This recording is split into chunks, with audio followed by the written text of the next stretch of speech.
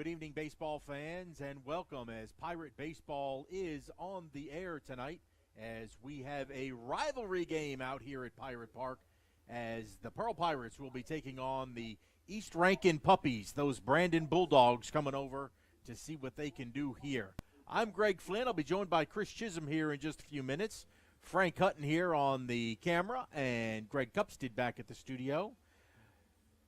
Pirates are hoping for a little better luck, folks, because these two teams met on Monday, and it was not a good night for the Pirates as they fell 13-3. A lot of errors in that contest, and it was just bad from the jump. Gave up 5 runs in the first inning over there at Brandon, and we were really never in it. Wound up only playing 5 innings, so it was a 13-3 final score, but the last time the Pirates were here in the friendly confines of Pirate Park, they were victorious as they beat Ridgeland in the nightcap of a doubleheader 9-3. That was last Saturday as they played both Clinton and Ridgeland on that beautiful Saturday afternoon that we had here. But tonight it's rivalry night, and we're going to see if we can't take down some Bulldogs. On the hill tonight for the Pirates will be Dalton Neely. Dalton has been terrific when he's been on the mound, when he's throwing strikes, and as Chris Chisholm was telling us, if he can just take that deep breath, he'll toss those strikes and get them in there, and let your defense do the work behind you. As we go throughout the evening tonight, the lineup we'll tell you about, but defensively we're going to have Cole Copley in left field. Cade Chisholm will be in center. Tanner Moore will get a start in right field tonight. Austin Green will be down at third. Andrew Arant at short. John Mark Grissom at second. Austin Arant down at first. And Connor McHenry will be behind the plate as the catcher for Dalton Neely. We've got a first pitch coming up at the top of the hour at 6:53. We'll step aside and let some of our wonderful Pirate sponsors get some airtime here. You are watching Pirate Baseball right here on PMB Sports.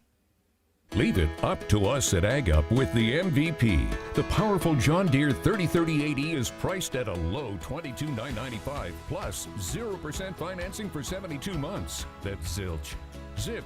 0% for 72 months. Plus, add attachments to get the job done and save 20% off 3. Now is the time to come in to get the job done with the MVP at Mississippi Arkansas Ag. Visit us at any of our 16 locations or online at agup.com. Think of the Pearl Pirates and one word comes to mind: pride. The pride they take in their efforts, the pride our community feels in their achievement. We're all Pirate boosters, and that's especially true at Bank of Yazoo. Proud not only to be a partner in education with Pearl High School, but also to serve the Pearl community with great financial options. So when you're ready to boost your spirits, come feel the pride with the Pirates. And when you're ready to boost your bottom line, come down to Bank of Yazoo. Bank of Yazoo, proud to be your booster for life. Member FDIC. By PMB Sports. Chick-fil-A and Chick-fil-A came from?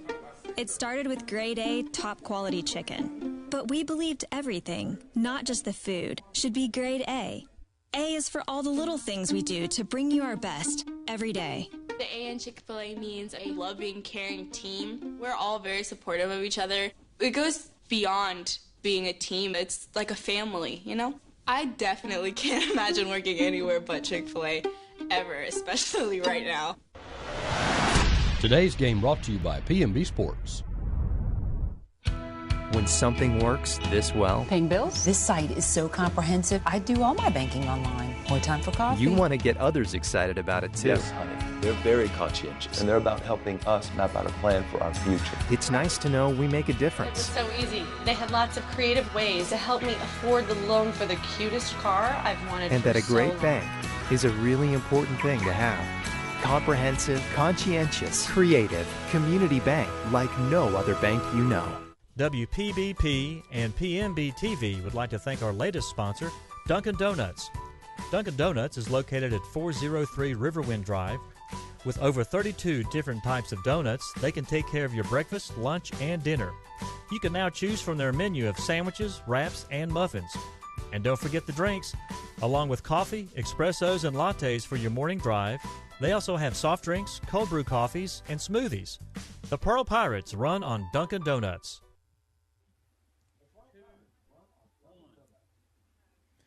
Welcome back into Pirate Park, where we're about 4 minutes away from the opening pitch. Right now you see Coach Brian Jones down there with Brandon Coach Daniel Best as they're going over some of the intricacies here at Pirate Park with the umpires and our color commentator, the principal of Pearl High School, Mr. Chris Chisholm, who he's going to be able to do some decent calling tonight for a while because his son is not pitching.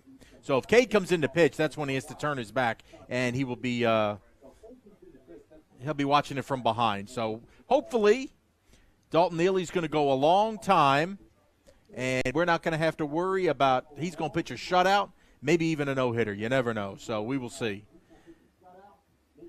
Brandon comes into this game. They are pretty hot. They're in first place in the early going of the region schedule. They are 12-5 overall, are the Bulldogs, 1-0 as they beat the Pirates earlier this week on Monday. Everybody just now getting into region play. The Pirates, after that loss, fell to 9-6 overall, 0-1 in the region. So a chance to even things up here and, get some confidence as we now head into the meat of the schedule, where the games really matter as you set yourself up for the postseason run. Beautiful night for baseball. A little warm, little breezy, 72 degrees, mostly cloudy. No rain in the area, but some good cloud cover. Wind blowing just slightly from right to left and out just a hair. It looks like that's a big difference from when we were catching that northerly wind that was coming in straight out of left field, keeping everything inside the ballpark. So you never know. You get a ball up into that jet stream tonight, just above the lights, and they may decide to fly on out. For Brandon tonight, I know we'll have some Bulldog faithful tuning in. The Brandon Bulldogs, their starting lineup tonight will be batting first and playing third base, number 16, Andrew Ross Jones. Batting second will be the shortstop, number 9, Colton Hegwood. Batting third and playing catcher will be number 11, Jacob Keys. Batting fourth, playing second base, number 6, Jonah Katsaboulis. Batting fifth will be the first baseman, number 26, Braden Smith. Batting sixth and the designated hitter, number 32, Hayden Sullivan. Batting seventh, the left fielder, number 5, Mo Little. Batting eighth, the center fielder, number 2, Wade Fulton. And batting ninth will be the right fielder, number 30, Camden Williams. Pitching for the Bulldogs will be Walker Hooks. And that is who we will see start the game here for the Bulldogs.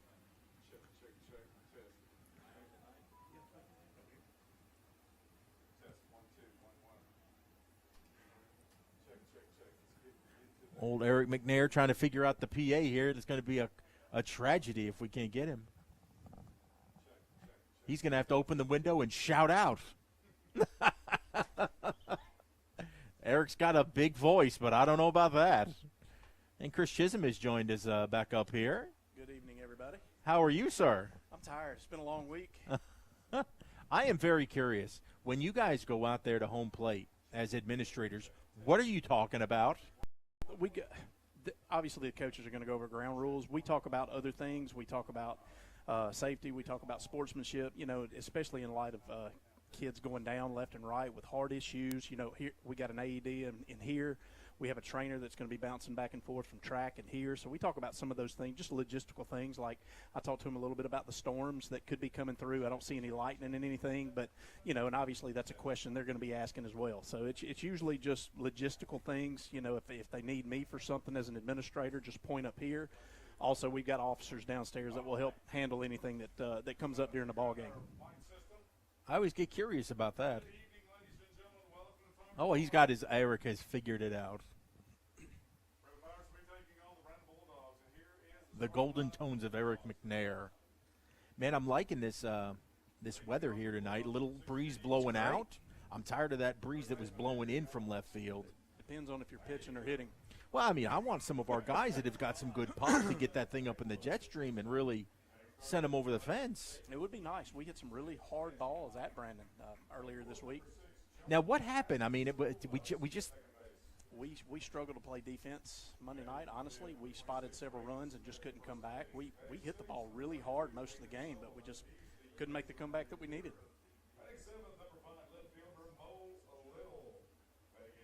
You know, especially against your rival, you never want to get, only play 5 innings of a 7-inning game, and you know that the Pirates know they can play a whole lot better than they did on Monday. So, good motivation going into tonight? Yeah, I hope so. The big thing is just playing the way that we can play. You can't get wrapped up in who you're playing, just play the game. I had a college coach that gave us a schedule, and basically where the team name is supposed to be, you just put the game all the way down. You just play the game better than they do. Well, and it should help as it's our rival, so it's certainly not a problem getting them up for tonight. Well, sometimes in baseball, you really can't get caught up in who you're playing. Just focus on the things that matter. Catch it, throw it, hit it. Well, and that's what I was mentioning to folks a little bit ago is that, that's exactly what you talk about when we've seen Dalton Neely pitch, is if Dalton just focuses and takes deep breaths when he throws and doesn't try to overthrow it, man, he is effective. Yeah, he's just got to get ahead, work ahead in the count, and let his defense work. And let's hope that they work for us tonight. I want to say we made 6-7 errors in the game at Brandon. And you can't do that against anybody. Just drop balls thrown across the field, a couple of errors fielding the ball. We got to get those out of our system. As I've said many times, baseball is not a game of runs. It's a game of outs, and we gave them more outs than we got. We will try to avoid that tonight. We will pause right now as the national anthem is about to be played right here at Pirate Park.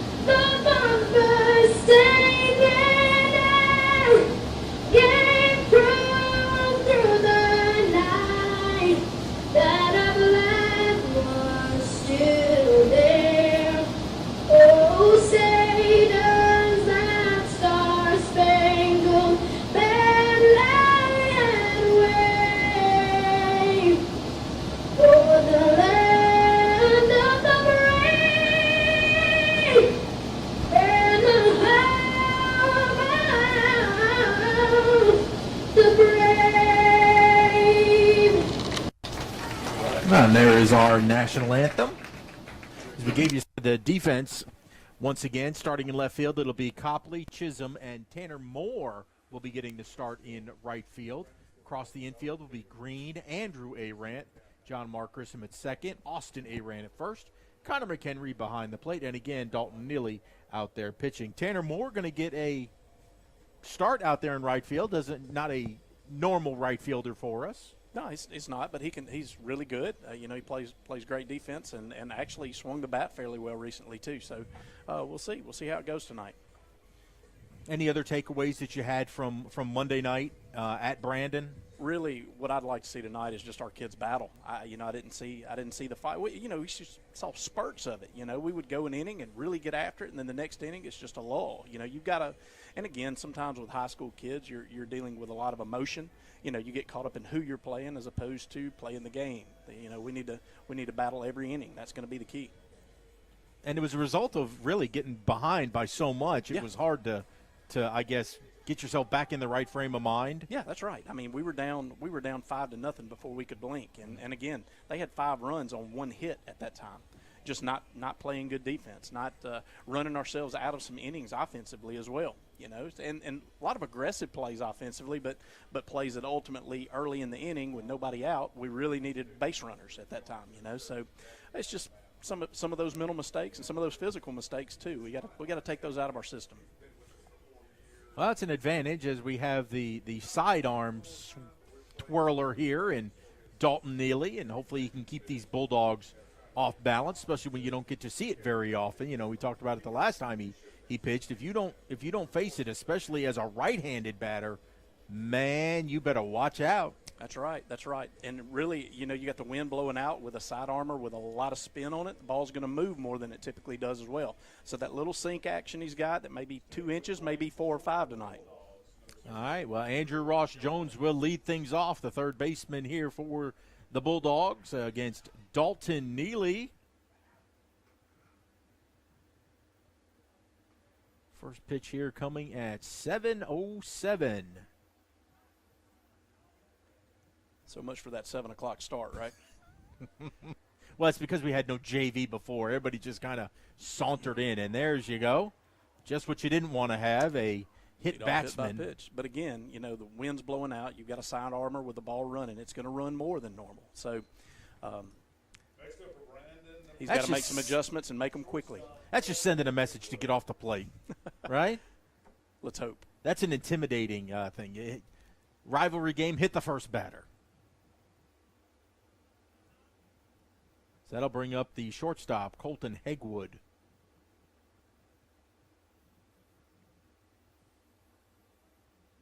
Squares to bunt, pulls it back. And that's going to be a gift of a strike. That looked like it was outside. But again, did you notice the run on that fastball? You know, the ball really ran away. You know, it's going to start here and move over 4, 5, 6 inches, especially into that wind. O'Neely with the 0-1 pitch. He'll throw over. Ross is back safely. Yeah, that wind is picked up. It's a pretty good brisk there from right to left. That's something we haven't seen this year so far. Yeah, we haven't had too many southerlies. No. We're coming from the southeast, as this one is. Here comes the 0-1. Runner goes. Throw down. Will be late. And Ross is going to have himself a stolen base. Yeah, that ball was down and away. It's really hard for the catcher to bring that back up to his throw inside to get rid of it. So ended up being a really good pitch to run on. Even though it was a fastball, it was just in a location. It's tough for a catcher to get a good throw off. Good news is it's 0-2. Bad news is the Bulldogs have a runner in scoring position now in Ross. But Neely looking to get on top of Colton here. Here comes the 0-2 pitch.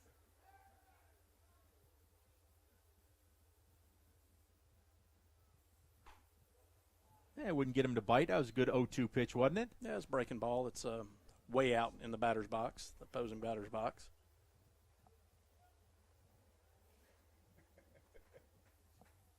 Andrew Jones. Oh.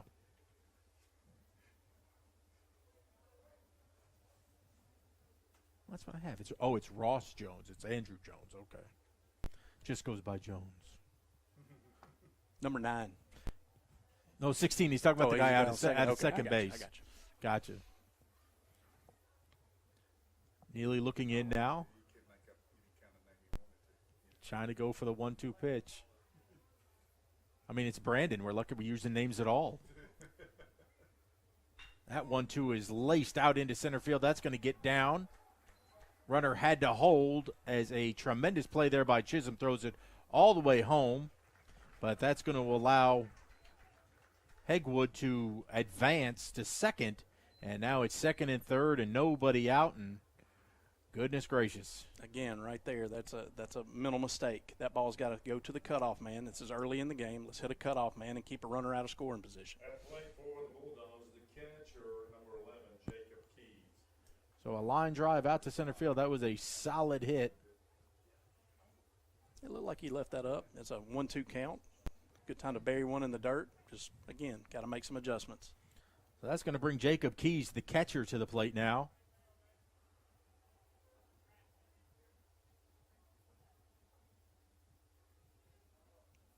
Good pitch. Excellent. Lead off breaking ball. This is where you want to take advantage of this righty-righty matchup.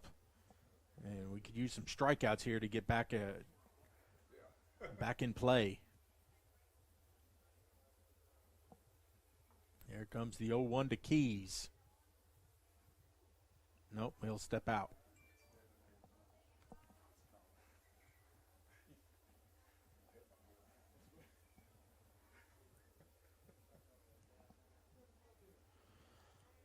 Now we're ready, and here comes the 0-1 pitch. Good pitch. That ball in there First as ball, well, yeah. Chris. Outer third. Really good pitch right there. So quickly out ahead of Keys, 0-2. Really need to see that breaking ball away that starts over the plate and ends up in the other batter's box. Get him to go fishing for it. That's the plan. You notice he's standing on top of the plate now, too, hoping that fastball runs in to hit him. Healy's got his sign from Connor. Little grounder out towards short. Tough play. Tough play.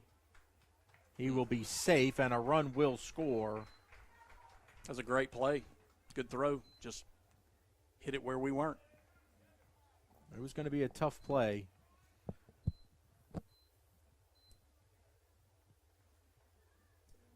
Courtesy runner at first base now for the catcher, number 21, Devin Dickman. At the plate for Brandon now.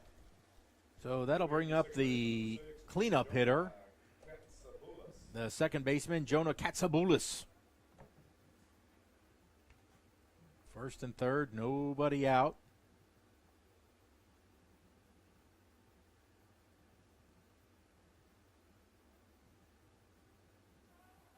Runner goes. McHenry will pump fake down towards third. But Keys will pick up the stolen base, or the pinch runner for Keys will pick up the stolen base. And he is quick. He was moving to second base. What did we say that was? Thigpen? Yes. A Thigpen for Brandon. First pitch there was a ball, so here comes the 1-0 pitch. It's going to be outside, 2-0.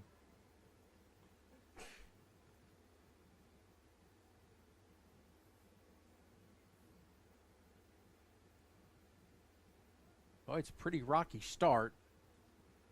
2 on, 2-0.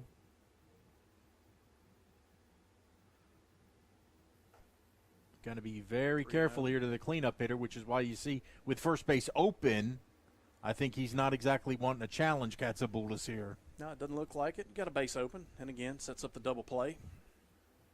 So the 3-0 pitch, I wouldn't imagine this is going to be anything to hit here.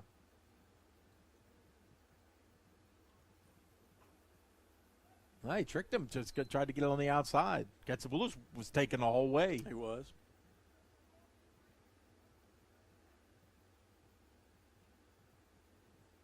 Still don't leave anything out over the heart of the plate here. No, we'd like to stay away.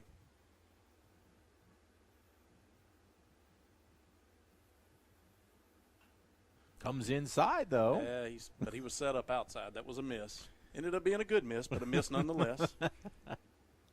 So that foul will take us full to 3-2. Now it can change your thinking here a little bit. Yeah. Go after him. To fish for something.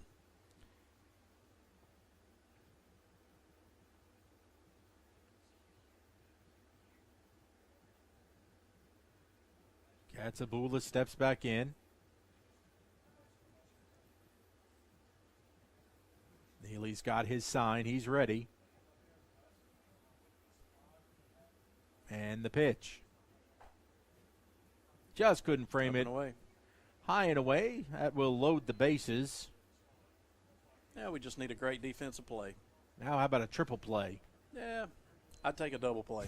Give up the run early, but get 2 outs. I'd trade that all day long in the first inning. Yeah, a double play that starts with the out at the plate. Yeah, well, that'd be nice. A 1-2-3 would be great. Be A-okay. This is going to bring up a mound visit by Coach Jones, but Braden Smith, the first baseman, will be hitting for Brandon. Is this where he's just talking defense? Oh, yeah. Well, probably challenging him a little bit, you know. You got to get ahead of batters, and you got to make good pitches when it counts. That's the thing. Against a good team, we don't have time to find your rhythm, you know. We got to find that before we get there. Well, here we go. Bags full of Bulldogs. Neely's first to Braden Smith. He'll throw over. Nearly had him picked off. Had him leaning. I don't know how you'd get picked off at third. That would be insane. Well, I tell you, if you've got a good move, it's a great time to pick, and it's a great place to pick just because people don't do it that much. I can't imagine. I'd be embarrassed if I was a Bulldog and get picked off at third.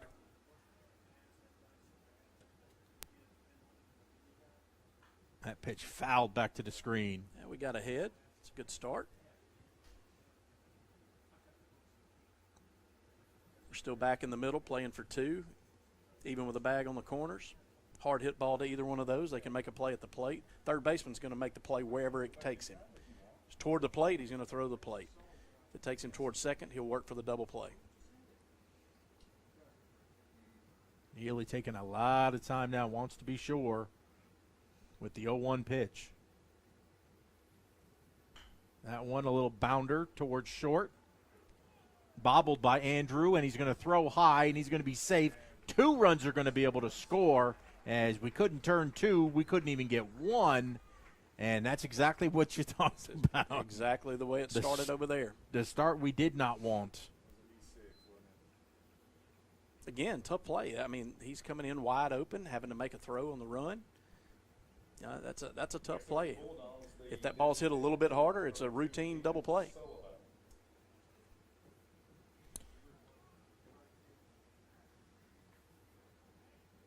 So now runners at first and second, still nobody out. As the error will be on Andrew. I'll tell you what, that's unlike him. He has played well at shortstop all year. Makes Very sure-handed. Outstanding plays, yes. Hate to see that, because I think he might have gotten a little in between because he wanted to get it so quick to maybe roll the double play, but then realized he wasn't going to get it to second, and then high throw over there to first to Brother Alston. Well, 3-0 Dogs. We'll try and get something going here. It's a good pitch. Right there on the outer third. Hayden Sullivan, the designated hitter for the Brandon Bulldogs.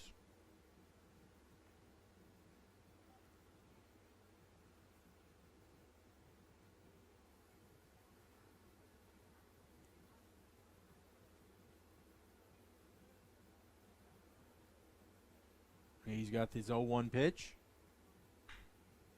Shot down to first. Nice stop by Arand. He's going to take it unassisted. Runners move up, but what a play saving that from going into right field, yeah, Chris. Laid out for that, knocked it down, got the out at first. Almost another seeing eye single. You know, the only ball that's been hit hard is the one to center field. Only one good hit, and that's, 2 hits and 1 error in the inning. But it starts with what? A leadoff hit by pitch. Those you try to avoid those big innings. You can't let leadoff hitters get on with a walk or hit by pitch. They're just going to score. And you notice the infield's still playing back. We're even with the bags at first and third. We're still going to give up that run because it's early in the game.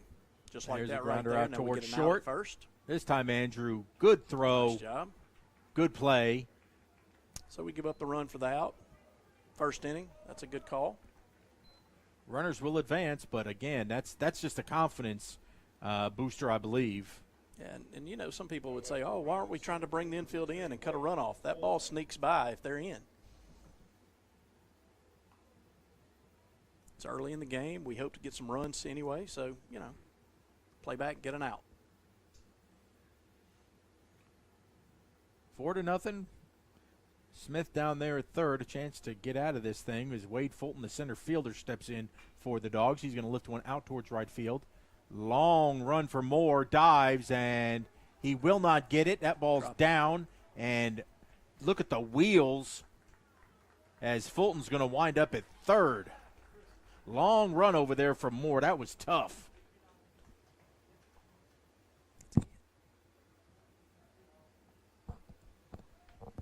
It didn't look like he got a great jump on that. It's a really high sky right now.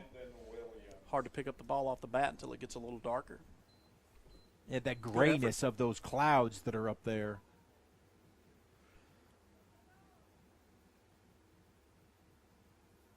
So 5-0 now for the Dogs. Runner on third, 2 outs. Ball gets away, but Connor able to get to it quickly.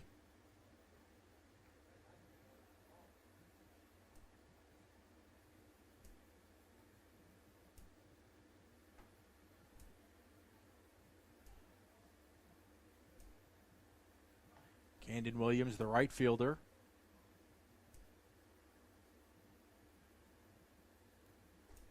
That pitch outside.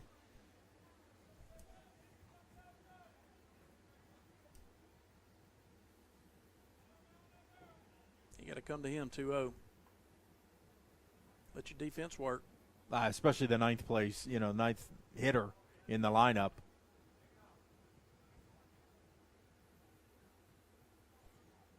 Dalton ready with his 2-0.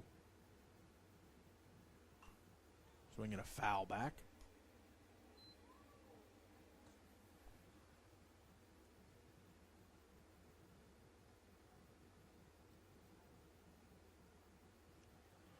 Well, 2-1, trying to catch back up.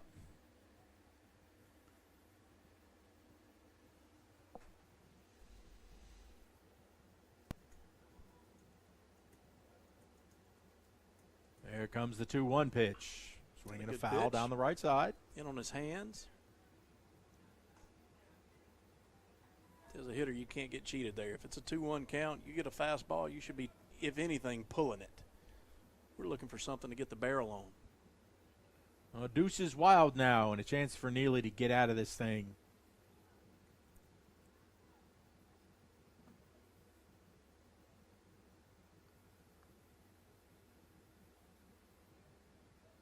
There comes the 2-2. Waves at it, a good pitch. And that will finally retire the side. But the Bulldogs plate 4. Time for the Pirates to get going. Here as we go to the bottom of the first. Hey Pearl Pirates, this is your staff at Elite Physical Therapy. We are now open next to Hines Community College off of Highway 80. So whether you get hurt on or off the field, we are here to help. We accept most insurances and offer convenient scheduling. With hours from 7 a.m. to 6 p.m., we are sure to find a time that fits for you. So if pain has you down, don't worry. Come see us at Elite Physical Therapy. Go Pirates! Hey, hey, hey, it's a beautiful day in Georgia blue. It's like a home-cooked meal. How mama makes you feel, that's what we do. Oh yeah. The time is now to make memories with all your friends. We'll be looking for you, so y'all come on in. This family around here, it's Georgia blue.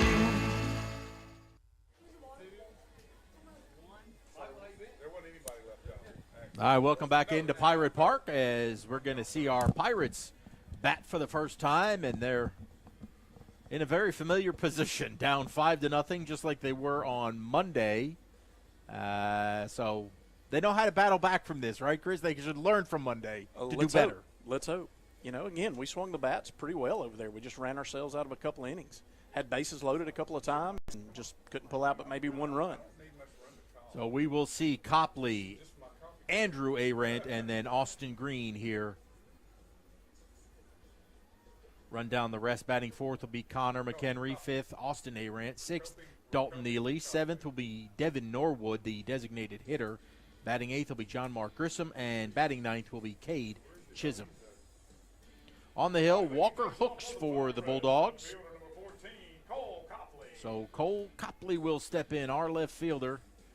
Try to get something cooking here. He swung the bat really well the last few games. Hit some balls really hard. He led off the game the other night with a ball off the wall in right field. Missile. We could certainly use base runners now. And that one nearly hit him. Really close. Little lefty-lefty matchup here. He's got a few lefties in the beginning of the lineup. That one fouled away down the third base side.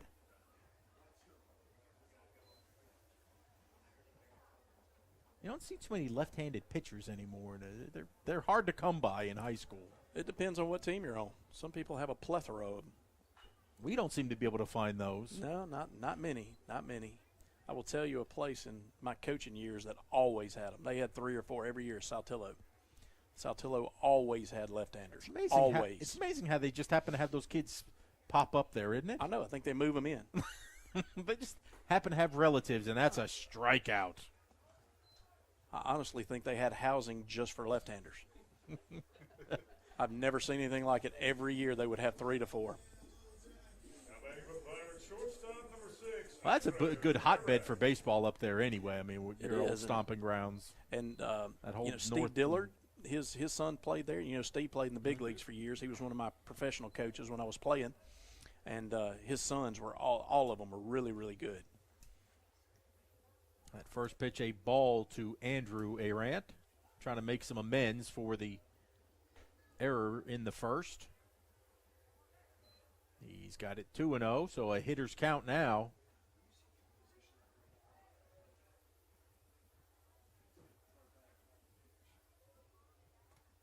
That one gets away to the backstop, so 3-0. Nice to get a base runner here.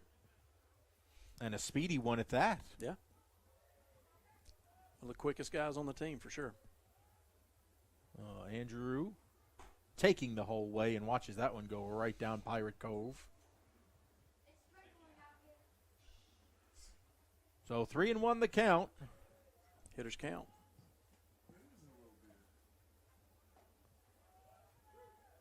Oh, Andrew got to come back. He thought it was high. Yeah, I thought Umpire says, not so fast, my friend, there. I thought that was a little up myself. But the batter's got to stay in the box till he calls it. Sees him taking off, you're not going to get that call. Yeah, you don't like to show him up because you never know what you're going to get on the next call. That's right.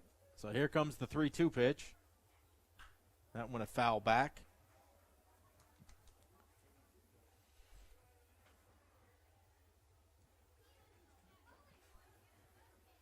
So Andrew battling here, trying to get us a base runner. He will swing through that one, though. I believe that was ball 4, but it's way too close to take. So down on strikes is Andrew, and that'll bring Austin Green, the third baseman, to the plate with 2 outs.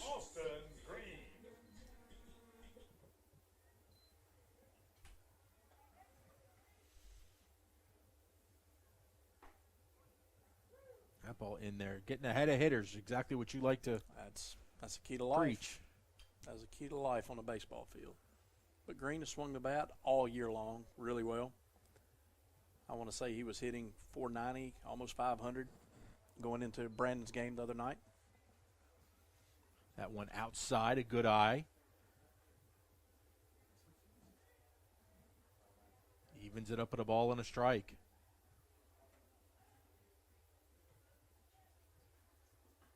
Good That take. one outside, another good eye in this lefty-lefty matchup.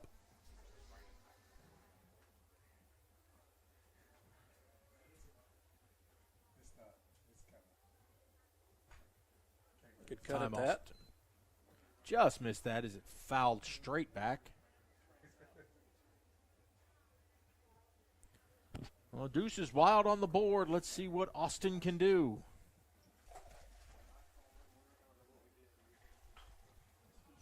Do it again. Good job battling. Shorten that swing up a little bit. Boy, just get somebody on ahead of Connor McHenry.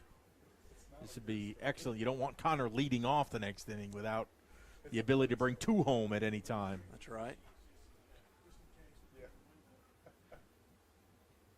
But a swing and a miss. Good pitch up and in.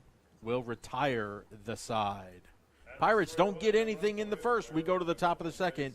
Dogs leading at 5-0. Hello, I'm State Representative Gene Newman, here to share a message to our young people and parents. There are many pathways to success. For some, it's 4-year college, which is great if you have a chosen profession. But there are so many other opportunities to grow and succeed here in Mississippi. Our community colleges, VOTEC, trade schools, apprenticeship programs, and on-the-job training are all top-notch. Believe it or not, there are more than 7 million good jobs available across the country, and most don't require a 4-year degree. I encourage parents to support their kids that have a love for skilled trades like construction, air conditioning repair, auto technicians, electricians, and so many others. We need a diverse workforce that can thrive even in tough times like pandemics. And remember, no matter what, every day is a great day to be a Pirate.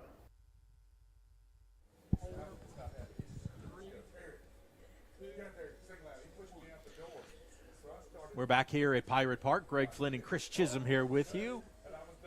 Pearl on the short end of the things right now, 5-0. And Chris, it's a chance to start right over because Brandon's going to send their number 1 hitter back up here in the second inning. They batted around. We definitely need to start this a different way than we did the first one.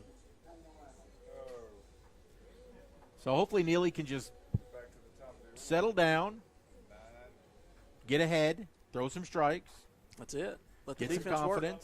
Work. Second for the Bulldogs, number 16, Andrew Jones. Old Andrew Jones here was hit by a pitch on the first pitch of the game, and that's what started everything. You watch what I tell you. Lead off, hit by pitches and walks will score over 80% of the time. You just watch that every game that we air. Well, hopefully we stop doing that. That would be great. Hopefully we're in this. I'm judging it by the other team hitting us or putting us on base. That first one a ball. That was a good-looking pitch. Strike in there.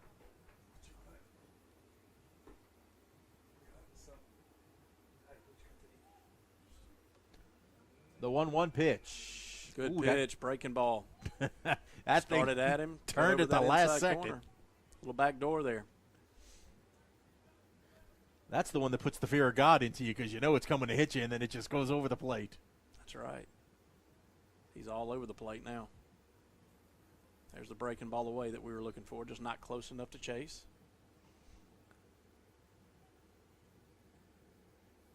Watch how close he's standing. I'm surprised the umpire didn't step out and draw a line for him.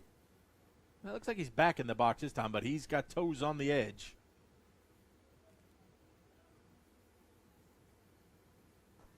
And I'm talking about how close he is to the plate, not forward and backward, how close he is to the plate. He's standing on top of it. Any ball that goes over the inside corner, he'll try to turn into. But that's what a leadoff hitter does. He's trying to do his thing. Now he's got it full, 3-2. See if Neely can get him. Good pitch. That ball's going to make it out of play. We'll do it again. Poor Dalton up to 31 pitches already. Yeah, that's not the start we needed.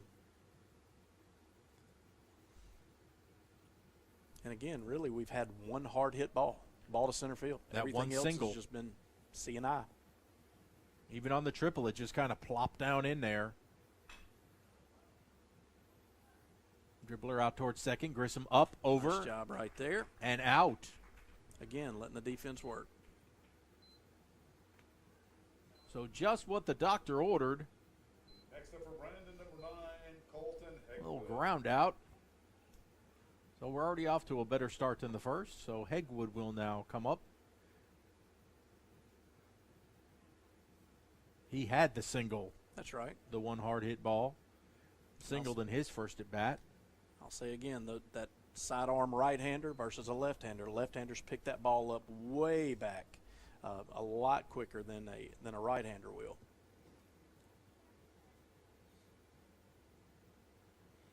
That first one was cut on and missed. Second one outside this time.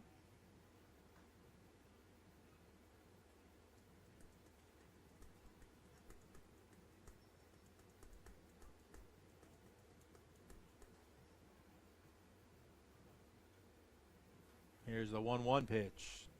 Swinging a foul back. A lot of activity here on campus, Chris. I see all the school buses rolling out. Big track meet you had just behind us. Most of the afternoon. You know, I'm glad we're able to host those things right now. You know, we just, at the beginning of the year, you know, everything, we're worried about shutting everything down. So it's been so nice to be able to let the kids compete and do what they do. I think we had archery today as well. Softball's playing tonight.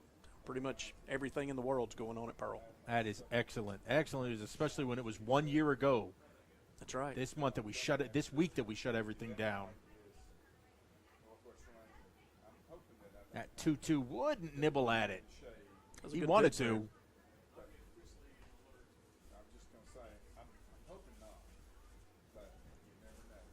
So we've gone full. The 3-2 here to the shortstop, Hegwood.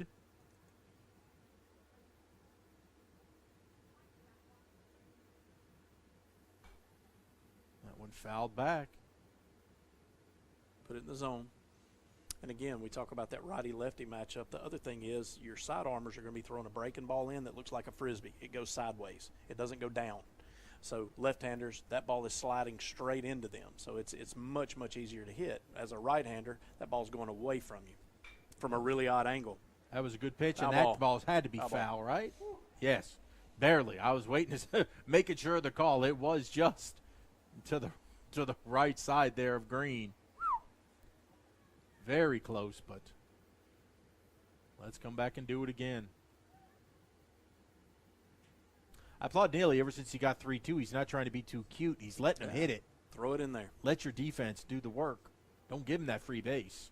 You know, if you're a good hitter, you're going to hit 300 to 400. That means 6 to 7 times you're out every time you get to the plate. So let's hope for a 6 or 7. Ooh, that was a good-looking pitch there. Ooh, that may have been a touch-up, but it wasn't much.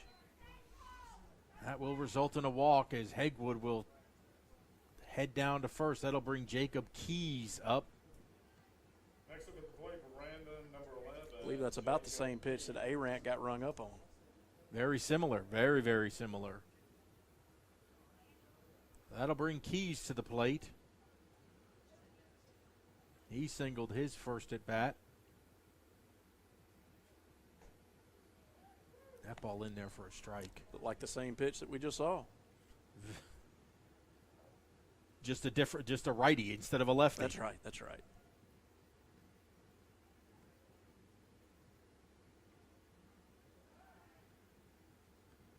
So over. Nice job by Arant to keep it in front. Notice where he is in the box. He's moved all the way on the plate and all the way up, hoping for that ball that gets just away from him inside that he can tuck and turn. Also gives him a little better angle to swing at that breaking ball. The 0-1 runner Right goes there. and he gets plunked. There you go. Shrink that strike zone down. I will say that it's got to be tough because you know the kids got to be they have to have no fear of being hit. Oh yeah, that's right. This day and time, you know, coaches really teach that. Because Base that is runners. right. It's coaching there, Yeah, and it's absolutely. like stand in there and let it hit you. And man, back Really? in the day, it'd be like, you want me to do what? Right. Well, you know, again, it's base runners. We need base runners. Yeah. You notice every hitter that we have, you know, will wear an arm guard. You know, and we do that for a reason. You know, we don't want to take a ball off the elbow and get you hurt. But on the flip side, we want to be able to take that pitch if we need to. Well, Katsaboulis, he wears no arm guard. He just wants to swing it. The big second baseman. He's got that open stance. He wants to launch. 2 on and 1 out.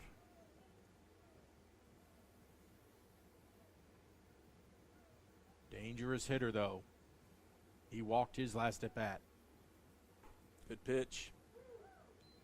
In there outer for third. strike. He'd just live right there. He would be just fine. Got to get some consistency with that. Yeah, that would keep Katsaboulos from pulling it. And if he did pull it, it would just be a ground ball. With any oomph on it anyway. Here comes the 0-1. Tried that spot again, lost it outside.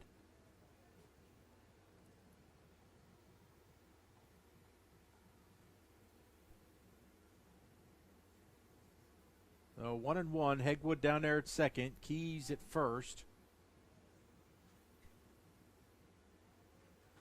Love a double play ball here. That'd be great. He's running. But the runners will go and take the double play out of order as that one's in the dirt, and nothing McHenry could do with that. No, that's a great pitch to run on. It's just, luck of the draw there.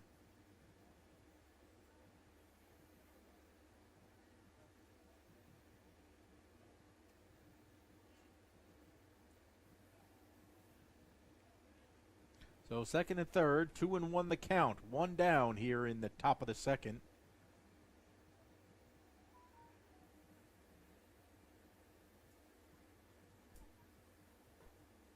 Good pitch. Ooh, that thing came all the way back. That was a pretty good sidewinder right there. It was. Good pitch on the inner half. Thought it was going to hit him. Tailed over the inner. So even things up 2-2.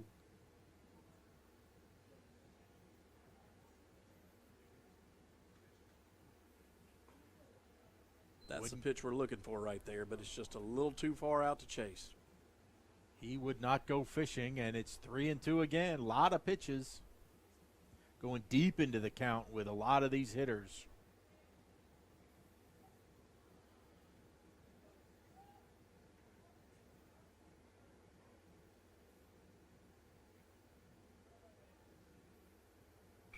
Good pitch right there on the inner half. Fouled hard down the right side. It's the same position we were in last inning where Katsaboulos came up, worked it full with first base open, wound up drawing a walk.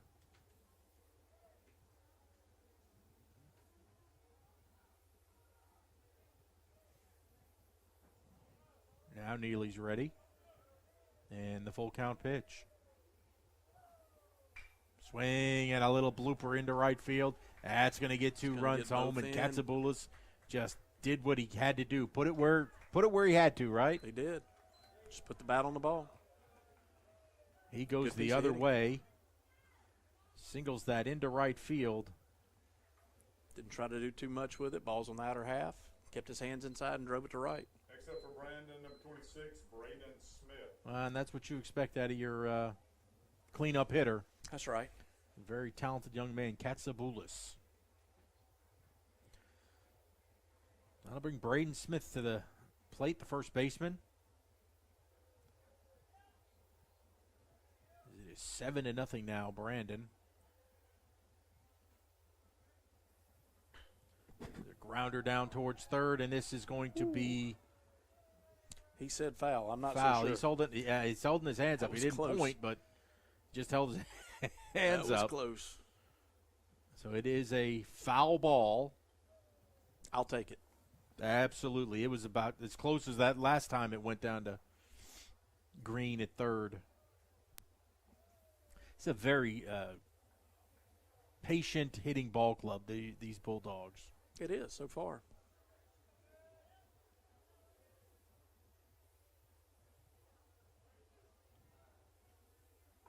It's a good pitch. Wing and a miss. There's your breaking ball away. And they're working counts because, again, they only have 4 hits. That's right. But 7 runs on the board. It's those errors, the walks, the hit by pitches. Come back to get you every time. That one way outside. Hey, was the band somewhere today? I see the big 18-wheeler backing up. It's the our indoor percussion was there at the championships tonight at the Coliseum. So they home already, or? Yeah, I think they got through just a little while ago. Well, here comes the 1-2 pitch from Neely on Smith. Can't believe he didn't chase that one. That's a good pitch there. I tell you, our indoor percussion, those kids right there, they work as hard as any group you've ever seen. Those guys will be up here hours per night. They do a super job. Now, hopefully we can get a report about how they did today. Yeah, I haven't heard yet. Here comes the 2-2 pitch. Got him. That is perfectly framed. Good pitch. So Smith strikes out looking. And that'll give us 2 outs. At the plate for Brandon, number 32, Hayden Sullivan. And the designated hitter, Hayden Sullivan, will step in now. He grounded out back in the first. Use that again here.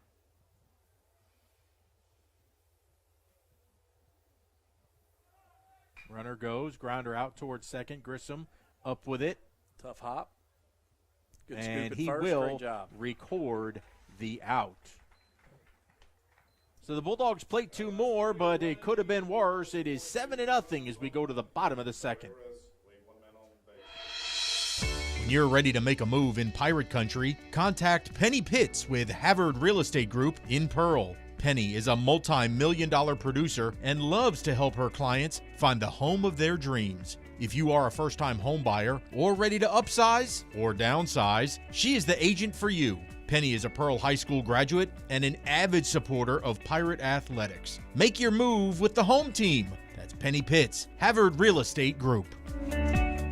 Come find your taste buds at the Lost Cajun. Chef Charles is cooking everything to order. Cajun classics like gumbo, jambalaya, and red beans and rice. Pick your po' boy, shrimp, oyster, roast beef, or maybe gator. Proudly serving USDA farm-raised catfish. When you're done, loosen the belt up a bit for some homemade beignets. Dine in, take out, order online, and get it delivered. Reserve our party room for your group. Find your way to the Lost Cajun in Pearl and Byram.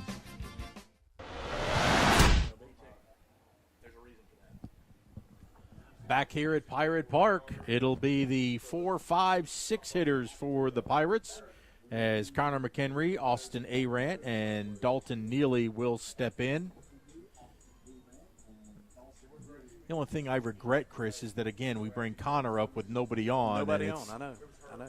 That's good for the Dogs, but terrible for us because Connor can, man, he can put some runs on the board quick. Yeah, we just got to have some base runners.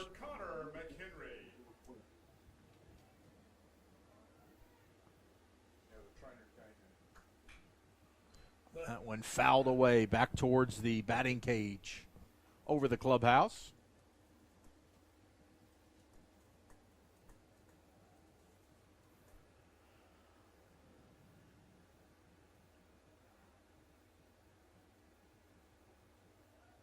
That one in the dirt. There. Hey, so football, don't you have some spring football going on yet, or is that too soon? A little too soon for that. We'll have that toward the end of the year. Lots of colleges are having spring football right now. We wait till usually after testing. Because football around here, that's like a year-round sport for this town. It is. Goodness. Lots of weightlifting in the off season. Be a lot of fun next year to see what they do. 3-1. Connor working the count. Very patient. Knows we need base runners.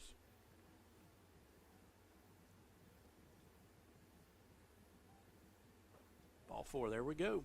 Good start. So get Connor a courtesy runner. Will trot down to first. I'd imagine we will get a courtesy runner. We will.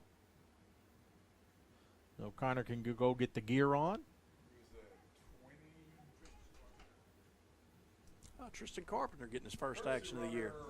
No, we're just talking about football. We conjured him up. Yeah. Tristan Carpenter is going to come out and pinch run. He's had surgery, so he's just now coming back from that. I think he told me this week he got released. What was his surgery on?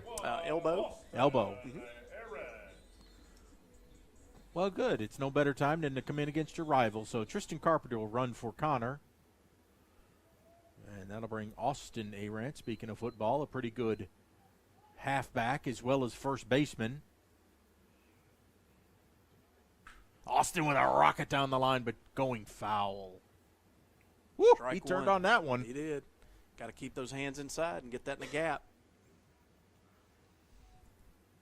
That was a good-looking swing right there as he really timed that pitch. That ball's bouncing around near the tennis courts. That one inside.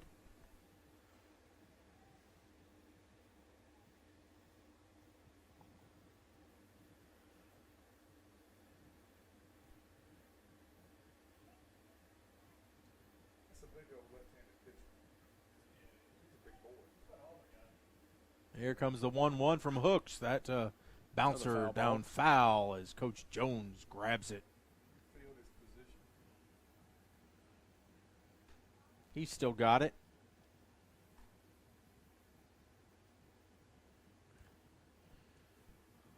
But now Austin in the hole, 1-2.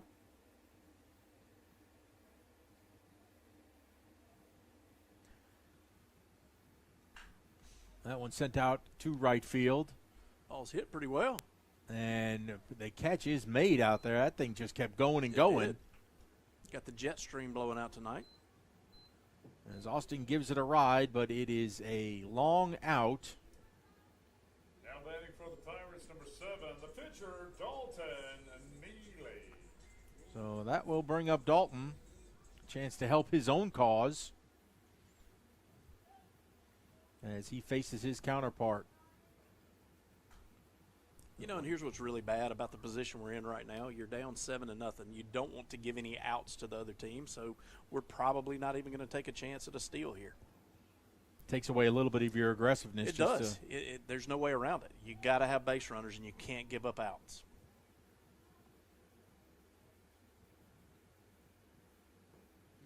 Big cut by Dalton there. To take away the hit and run possibilities as well, do you? You know, again, the last thing you want to do is run into an out. Well, Dalton finds himself in a hole, 0-2 now.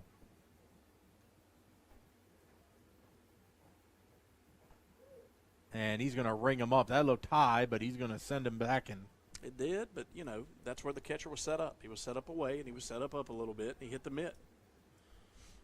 so Carpenter remains down at first. There are 2 outs now, and we're going to see Devin Norwood, the designated hitter.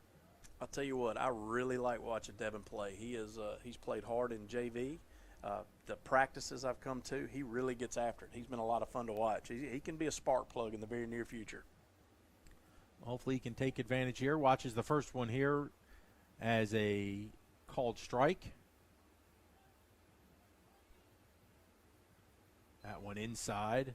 He's got a confident stance out there. He does. He's just striding a little away, you know, toward third base a little bit. Again, young hitter, big left-hander throwing pretty hard. Watch where that stride goes.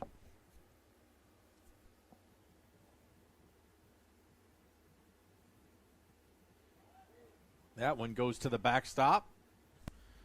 Good ricochet, but Keys will not try and throw down. There's another $100 worth of baseballs tonight. So there's the brick wall baseballs. I mean, they're about $67 a dozen. They're not cheap. Most people think they are. They're not. And we have to, I don't know if you know this, but we have to buy a certain baseball. We have to buy the A1010s that have the stamp from the MHSA on it. Well, of course. Yeah, they have to certify it. Not that they're ever getting a cut on it. No. I'm taking the 5th. The 2-1 pitch now to Norwood.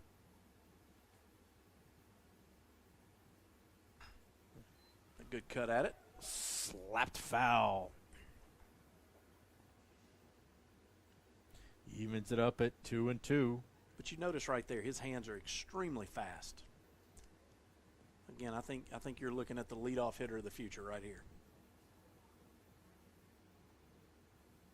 That time a swing and a miss, though, as he eats him up, and that will retire the side. We will go to the top of the third. Pirates down 7-0. So you've injured your shoulder or your knee? And of course, you want the best care and the best doctor available.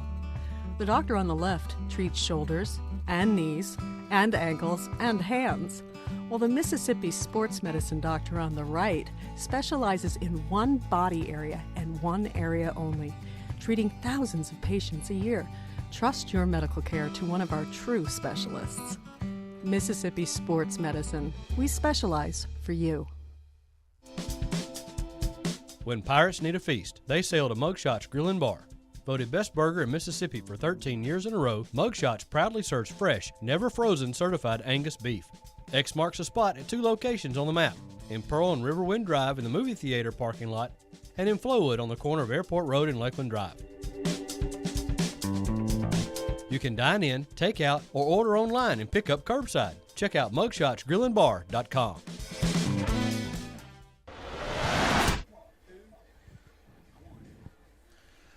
Back in here at Pirate Park, the Bulldogs will send up the 7, 8, 9 hitters in Little, Fulton, and Williams to face Dalton Neely.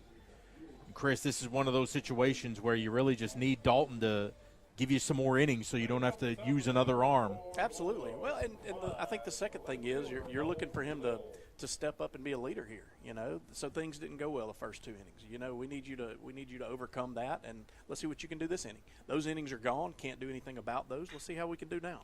That's a rocket into left field for a single. Ball. But we'll take that all day. Make them earn it. You know, at least they're earning it. Next up for Brandon, center fielder number 2, Wade Fulton. You don't give them those free bases. That's right. So this will bring up Wade Fulton, the center fielder. He's the one that dropped it in right field. Turned into a triple. Wasn't a really great hit, but it just found a way to get down. There's a long run over there for Moore. This time he's going to lay down a bunt. Get rid of Good it. one. Great job. Strong throw by Green, though, will get the out. Austin Green with a strong throw. Really nice play right there. That was a good bunt, you know. I mean, it ultimately moved him up. You'd call that a sacrifice, but again, why give up a sacrifice if you could try to get on base? And he can run. It's a great bunt. Just a great play by Green. Great bunt, an even better play by Green. So it takes the double play out of order, and this will bring up the 9th hitter, Camden Williams, who struck out swinging.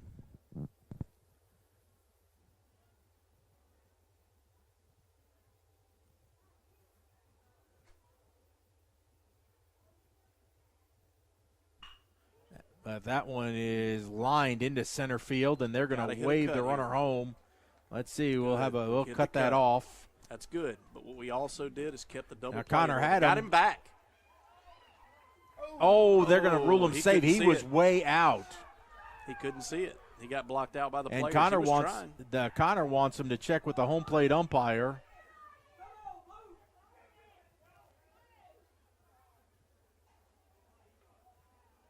So we're going to see now they're going to have a little discussion about it. Hey, you're going to see an argument if he overturns this call. I mean, he was trying to get in position. I'll give the umpire – normally I'm pretty hard on umpires, but he was doing his best to get in position to make that call. He was just blocked out by players. But if he overturns this, you're going to see an argument from Brandon. Even leading 8-0? Yeah, maybe. You never know. It's a rivalry game. Well, that is true. I mean, it is a rivalry. For a couple innings, and you just never know. Let's see what they're going to decide here. I think the field umpire is saying he's saying I didn't see it. And let's see if the home plate. Oh, they're going to say safe. Oh, my. And now Brian Jones is going to come over. He's going to argue his case. And it's really in defense of Connor because Connor had a great look at it and fired it down there. And, you know, that right there is the importance of hitting the cutoff man. You know, you keep that guy at first base. He makes a big move. We've got the ball in our hands. You know, you airmail it to the plate, that guy goes to second every time. Now, we still got the double play in order. Even if he is safe, it's okay. We still have a double play in order. Because it hit the cutoff, then it still came home, and then Connor had a chance to throw back behind him. And, well, for all intents and purposes, looked like he got him, but yeah, I don't think Coach Jones I'd be upset if I was Coach Jones, too. But on the flip side, again, he was trying to do the right thing by getting in position.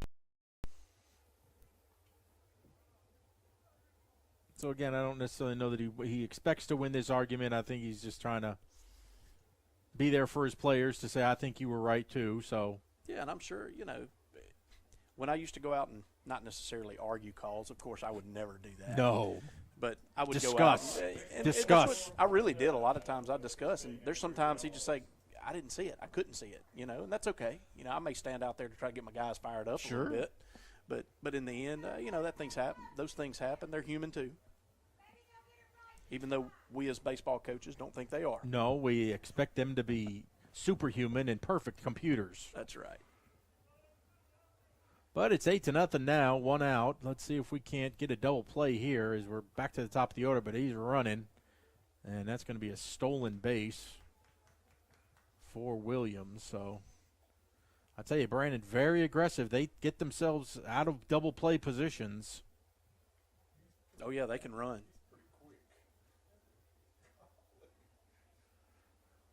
When your number 9 hitter is that fast, you turn a single into a double. So the number 9 hitter in the order is typically called your second leadoff hitter. Statistically speaking, your number 9 guy is going to get up just as much as your number 1 guy, leading off an inning.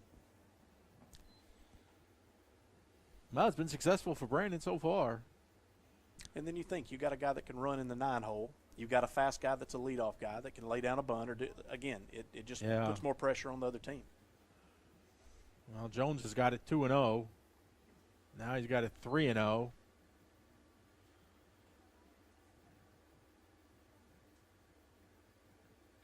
Nearly just trying to right the ship here to get us out of this inning.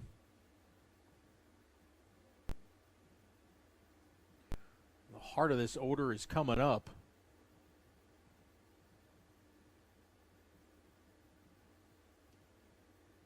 Here comes the 3-0.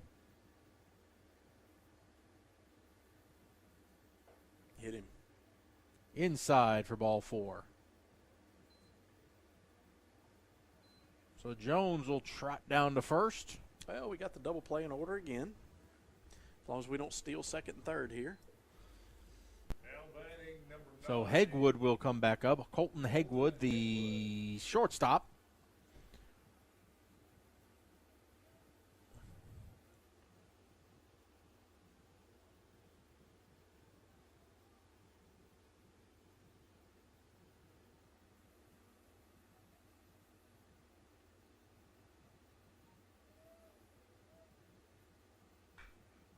Grounder foul.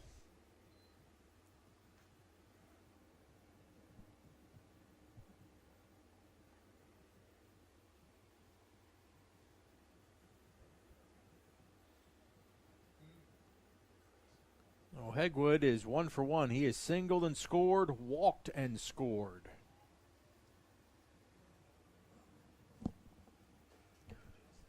But in the hole now, 0-1. Another foul down the right side. That'll make it 0-2.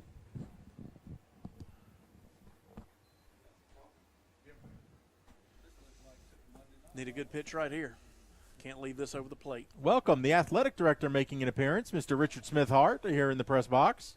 Good evening, Richard.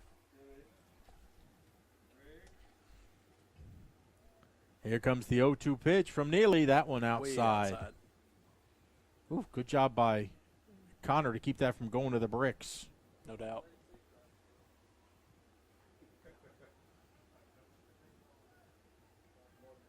Hey, Richard, how big is your baseball budget now? Chris says he's increased your baseball budget to buy baseballs because of the brick backstop. So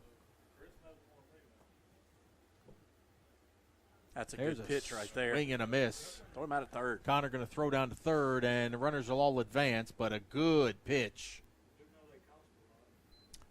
Used to be about 67 or 68 a dozen. I don't know what they're running now. Big time. Of course, it makes the game interesting. If it doesn't hit the net and it hits that brick, we get some ricochets back.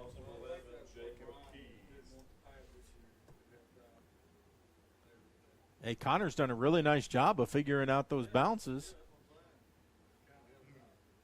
But it's not helping your budget because eventually they'd want a new baseball. That one a shot out into right center field. That's going to be a single, and that's going to score 2 more.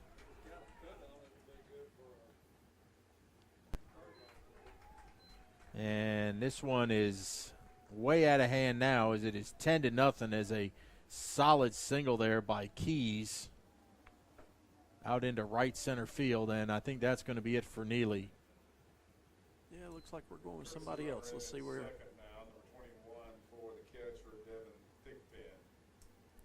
I just know I don't want him to point to center field. Well, we will see. No, it looks Chisholm's standing right where he is, Chris. You're all right. Cade's not moving. I may have to get off the air for a little while. Looks like they're bringing, who's that, Boykin? Yeah, it's Brady coming in. Brady Boykin will be coming in, pitching change. We'll step aside, come right back as Boykin takes his warm-ups. It is 10-0 Brandon.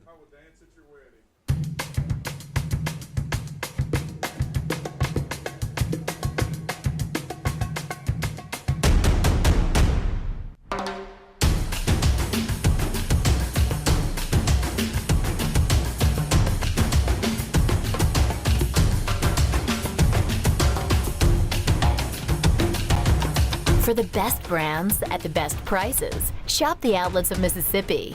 I-55 and I-20 in Pearl. The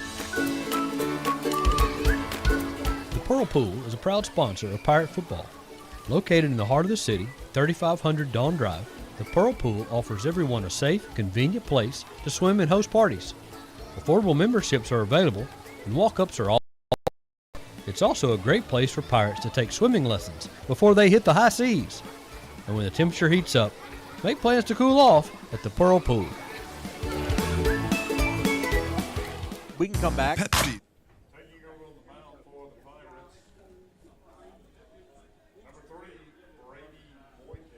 Back here at Pirate Park, we have a pitching change as Brady Boykin will be coming on to relieve Dalton Neely. And Lucky Brady, he's going to get to face the cleanup hitter for the Bulldogs, Jonah Katsaboulis, the second baseman, as the Dogs have really jumped out in this one. They lead it 10-0 here with 2 outs in the top of the third, scoring 5 in the first, 2 in the second, and 3 in the third to this point. And they have a runner out there at second base, as Keys was able to take second as that single went way out into right center field. And Chris, what do you try to accomplish now? Just find something positive? Yeah, I mean, and we're still early. I have been in baseball games where we've been down and come back. You never say never in this sport. You just never know. What we need out of Brady is some strikes. And find our bats. We just got to find our bats and find a way to get to the Walker hooks. The running better will be number 6, Jonah Katsaboulis. So here's the righty-righty matchup again for Katsaboulis, but he is a very, very good hitter.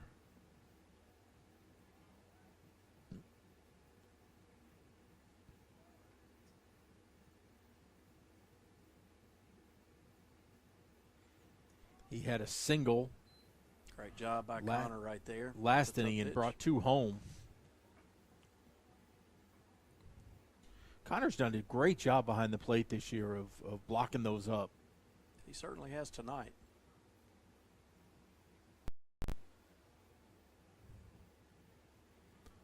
Oh, Boykin with a 1-0 pitch.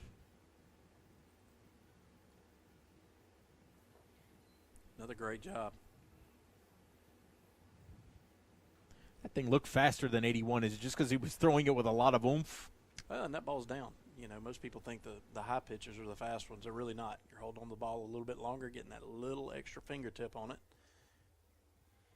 Here comes the 2-0. That one in the dirt as well. That one at 82. Well, 3-0. Again, not so bad with first base open if you want to put right. Arguably their best hitter on base with a runner in scoring position. That's not a bad thing. Find it with this hitter and get the next one. Well, and you set up forces all the way around. That's right. And that will be a 4-pitch walk to Katsaboulis. So his second walk of the game will bring Braden Smith up, the first baseman, who struck out looking his last time up. Now batting number 26, Braden Smith. He reached on the error that allowed 2 runs to score when he grounded it out towards short back in the first.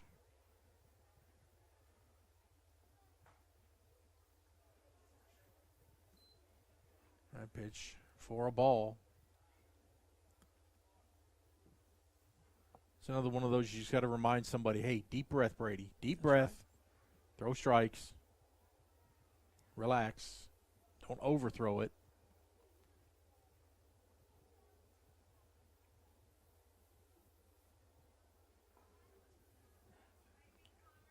That's 6 straight balls. At some point, maybe Connor just walk out there and somebody calm him down. Yeah, it's just a slight adjustment. Boykin's ready with the 2-0. That's down low as well. He's throwing with very good velocity. They're just coming down low. Just got to make an adjustment here.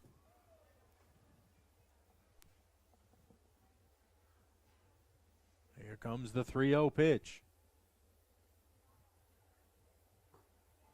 That one low as well, and we're going to load the bases on back-to-back walks. Now McHenry will go out there and just get him to settle down, take a deep breath. Stepping to the plate for Brendan, number 32, designated. Any base now, right, Chris? That's right, any base, wherever it takes you. The bad news is they're loaded. The good news is you can get it out wherever you need it. So McHenry will come back, and Boykin will set up to go after Hayden Sullivan, the designated hitter.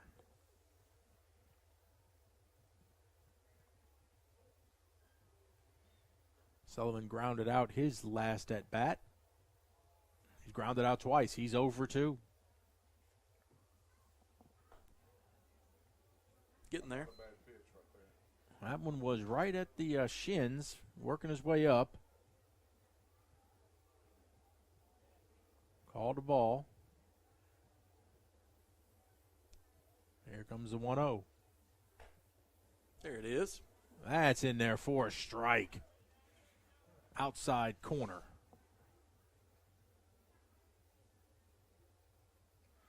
Now Sullivan knows he's going to have to swing the bat. Here comes the 1-1 pitch. Got him. Good pitch there, too. Sullivan watching it. Well, Boykin's got him set up now where he wants him with a 1-2.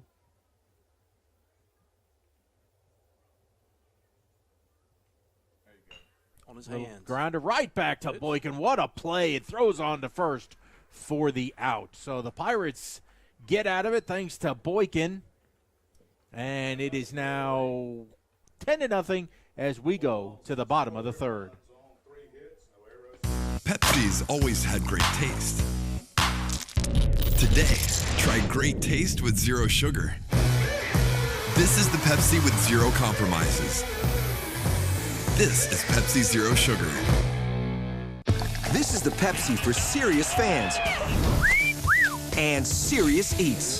This is the Pepsi for Sundays at the ballpark and days off at your favorite pizza joint. Right, Aaron? Best slice in New York. Whatever you're craving, this is the Pepsi for you. At Raising Cane's, we are committed to safely serving you and your family the best tasting and finger meals. This is very personal to me. I know how important it is to have a trusted, safe, and clean place to feed you and your loved ones. We will always go above and beyond all CDC guidelines, local government requirements, and industry standards. This is our promise to you. Cane's is open and we're here to serve you our hot, fresh chicken finger meals and drinks through drive-thru. Go to RaisingCanes.com for details or call your local Cane's. Thank you for your continued. Well, the sun has gone down and the Pirate Bats are finding a way to heat up on this 70-degree night. It doesn't look like it's going to chill off too much for us tonight, Chris. No, it doesn't. As spring has definitely sprung, and we need some bats to spring here, as we will see 8, 9, and 1 as Grissom, Chisholm, and Copley will come up. Got to have some base runners, and we need them quickly. First pitch fouled away. That's just the 36th pitch for Walker Hooks, as he's been very efficient. That one fouled away again.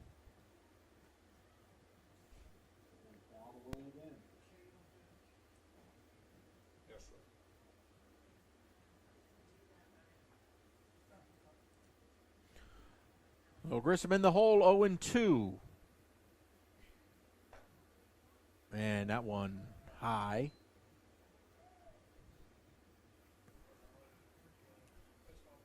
See if he can't be selective here and work this count. Yep, got to shorten up here. And he's going to fan at that one and go down swinging.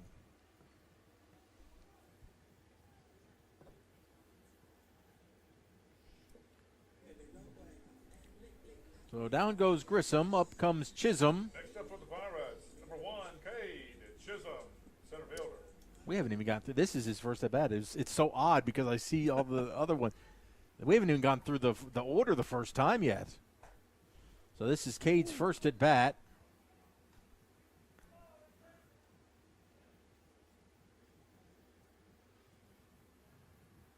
Still needing base runners. He's behind 0-1, but now we'll even that up at a ball and a strike. As you like to point it out last week, just be patient, take a few pitches. That's right. That's right. That's a good cut on that. Fouled back, 1-2. Now we got to shorten up, put it in play.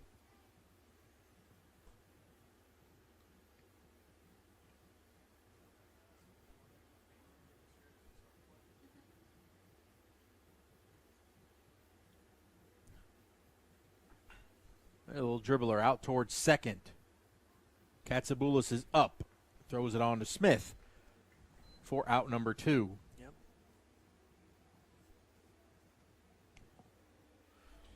So we'll go back to the top of the order.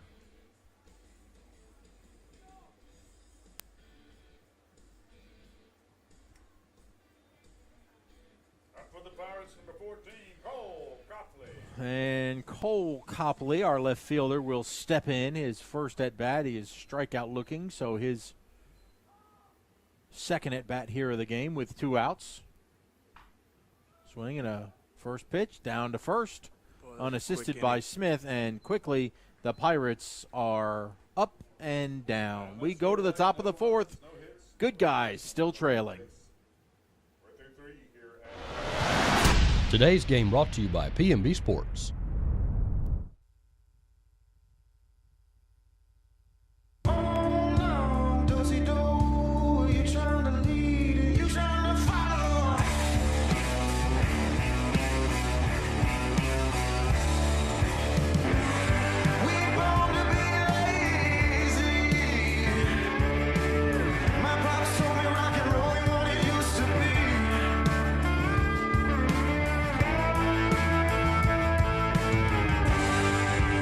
Renaissance Bank, understanding you. From loans and mobile banking to CDs and checking accounts, River Trust Federal Credit Union has you covered. That's why you owe it to yourself to take advantage of the tremendous opportunity to open a savings and checking account at River Trust Federal Credit Union. River Trust offers lower interest rates on loans and higher interest rates on savings. We can get you started on the road to financial well-being. Let us help you take charge of your financial future today. Log on to our website at rivertrustfcu.com. River Trust Federal Credit Union, improving the financial success of our members. We're headed to the top of the 4th. Brady Boykin on the mound. He'll face the 7-8-9 hitters for the Dogs in Mo Little, Wade Fulton, and Camden Williams. That was a quick half inning for us. Pirates trailing at 10-0.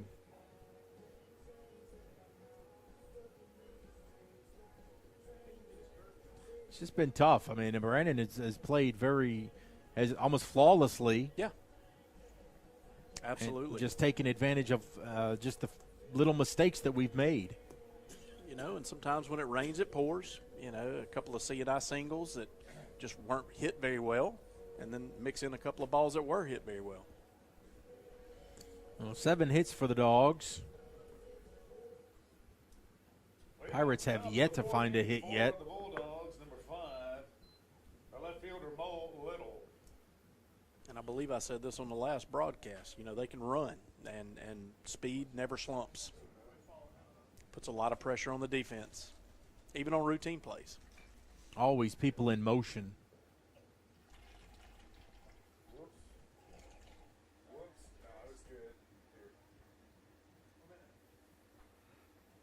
Mo is 1 for 2. He grounded out. Brought a run home, though. He singled and scored.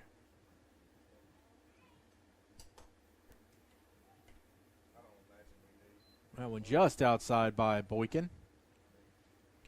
Evens it up with a ball and a strike.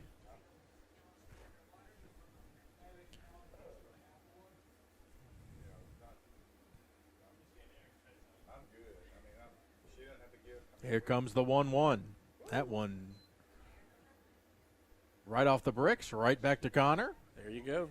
And umpire's checking that one. it. Yep, Threw out it of play. There you go. That goes in the shag bucket. It does. Here's the 2-1 from Boykin. That one's going to get away, too. Yeah, Chris, see, we got another school bus coming in. You got people all over the place. Man, we've got people everywhere.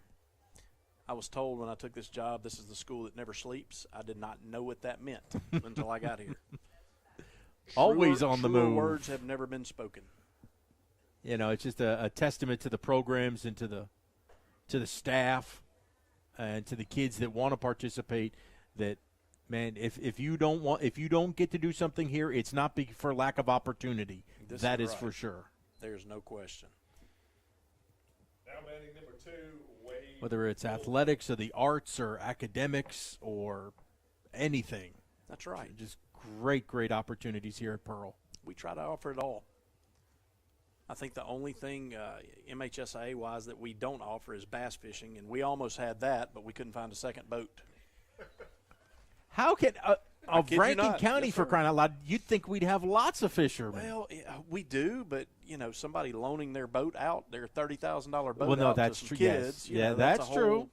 Do the kids have to be on the boat by themselves? I'm not necessarily. I don't know all the rules and regulations, but we need to find that out. If we're really just missing that one sport, we got to figure that out. No, that was a couple of years ago. We may be searching for 2 boats right now. Okay.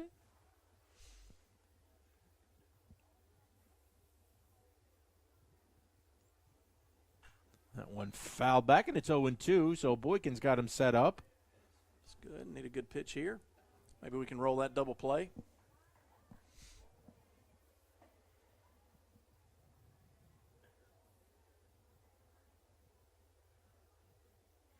Brady's got his sign. He'll deliver the 0-2.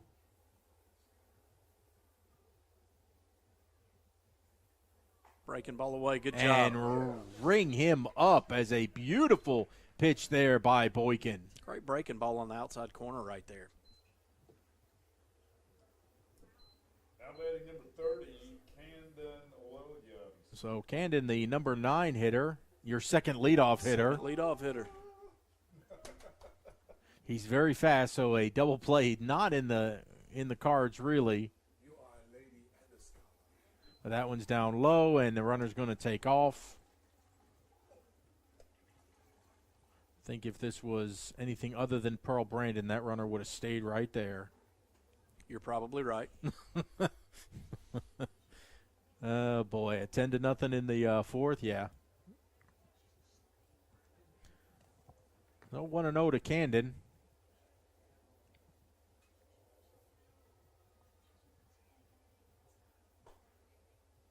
That ball outside for ball 2. Hopefully you can get us a percussion update before we get off the Yeah, I haven't heard just yet. Usually they send me a text or let me know. Haven't heard anything. Does that mean they didn't do well? No, not necessarily. And they may not know. You know, it's a competition, so there's a lot of people, and I think they're rolling them in and out. instead of everybody being there at once and then giving out awards. So Anti-COVID, it you could got be to 10 wait. o'clock tonight before we find out. Good point. Very good point. And, speaking of fine arts, we had our choir competition this week. Our folks did great. We got about 7 or 8 different choirs. They all did just phenomenal. Little grounder. Pitch. Boykin's going to get it. Toss it over to first, and that's 2 times that he's shown those cat-like reflexes coming off the mound. Good job right there. Yes. In talking about the choir, I got to see something I've never seen, which is the sight reading portion of that. And, I didn't realize that the kid – I've never gone in and watched that, but the sight reading was something to see. They literally learn a song in less than 5 minutes. They have never seen the song before. They turn it over, and they have just a couple of minutes to look at it, and then they sing it with no words. They have some words that they use, but just not words to the song. It was pretty neat to see. It really was. Well, what do they sing if there's no words? The do, re, mi, fa, sol, la, ti, do, that type. They all pick something at each part, and then they just sing that word several times. Interesting. Really good. Boykin with the 0-1 pitch. That one just outside. That was a good pitch right there. That started middle and ended up in the batter's box. That would have been a great 0-2 pitch or 1-2 pitch. You probably never realized how Renaissance you would become by being a principal. Look, you're like the Renaissance man. My mother was actually a music teacher. Oh. You were already on your way to Renaissance, but you didn't know nothing about the chorus thing, right? That's right. Hey, well, see, great pitch right there. Good curveball on the outer half. And what do they call that chorus thing? Which one? That you didn't know about? The sight reading. It's impressive. Here comes the 1-2 pitch from Boykin. Oh, that one's going to get away, and they're going to send the runner home. That's Pearl Brandon for you. Didn't get a ricochet there. As that wild pitch will 2-2-2. Bring Mo home. Well, it's 11-0 now. And Deuce is wild across the board. When I'm talking about choir, we're talking about 50 or 60 kids singing those parts. It was impressive. I have never seen that. That is unbelievably hard. I've gone to all the choir competitions, but I typically just listen to them sing. I've never been to the sight reading portion. It's always so formal in there, and I don't feel like I should walk in, but it was something to behold. And did they perform here? Yeah. Excellent. Well, and now we're going to go full. 3-2. 2 outs here in the top of the 4th.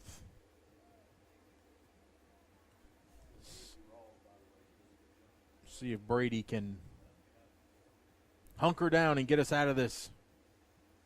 Here he comes with the 3-2. In the dirt, lost him. Well, the good news is we're going to go back into the stretch. Maybe we can find it again in the stretch. He's done well there. Now batting number 9, Colton Hegwood. Yeah, see, school bus bringing somebody home now. Another one pulling through the parking lot.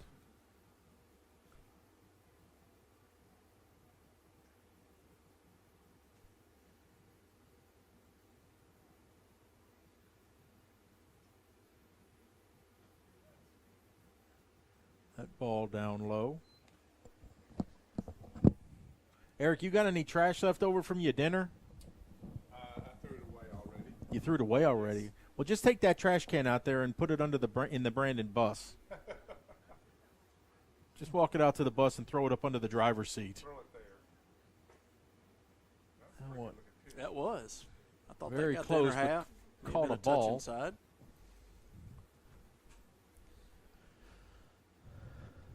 So 2-0.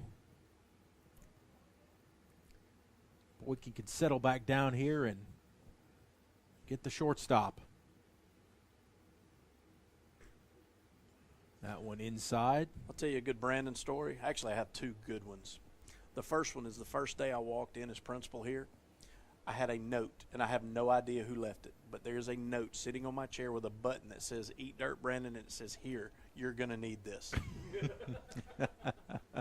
I had no idea what they meant. And that's going to be ball 4-2.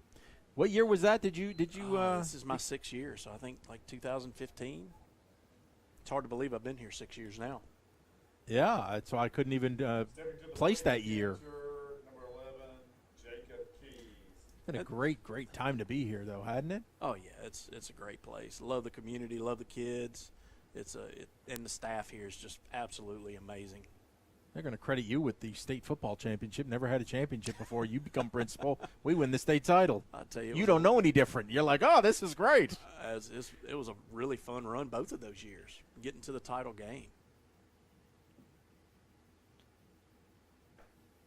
And what a great group of athletes we had those couple of years, too. Well, it's the championships you get to see here with the track and field folks that are just ungodly over there across the way. Absolutely. As talented as they are. Job. And then the football and team, track. cross country.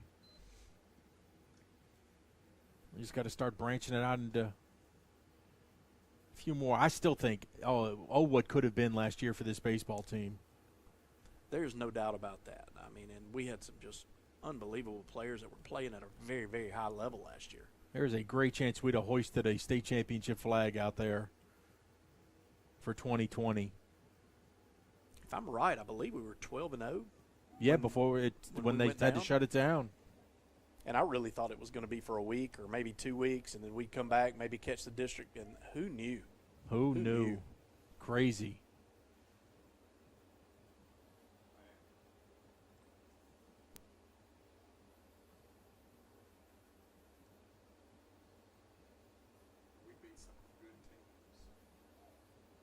Well, I mean, you just had it all, and there's a ball for to load the bases. You just had it all with the hitting, the pitching, great fielding. That was like the perfect storm for all those kids last year that just gelled together as such a experienced group. We're going to get a visit here and a pitching change. Let's take a look. Is that Gunner? Griffin? Yep. I believe it is. Griffin Dennis will come in to pitch. So a pitching change. We'll step aside. Good guy right now.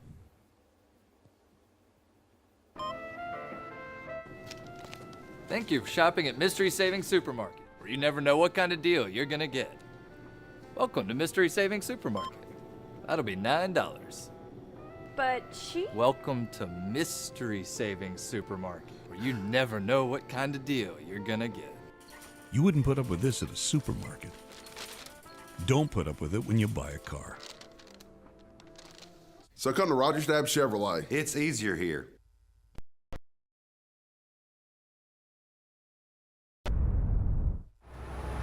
I'm Officer Kyle Carmerdale. And I'm Officer Alfred Jenkins, School Resource Officer with the Pearl Police Department. And our job is to protect students. Here in Pearl, we have zero tolerance for drivers that break school bus laws. There are 4 things to know. Stop at least 10 feet from the bus when it is loading or unloading. Don't move until kids have crossed the street to or from the bus. The flashing red lights are no longer activated. The stop sign on the side of the bus is retracted. When we catch you, you get a ticket up to $750, up to a year in jail, or both. Please pay attention so every student can get to school and home safely.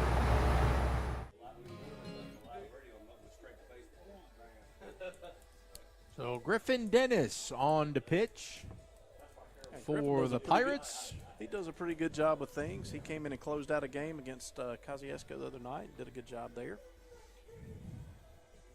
I'll tell you my second Brandon story while we're at a little break here. I would love to hear it. So my first day on campus, when all the parents are there and the kids, the seniors do the run through, I wore a red tie. No! Yeah, like I didn't know. Nobody told me.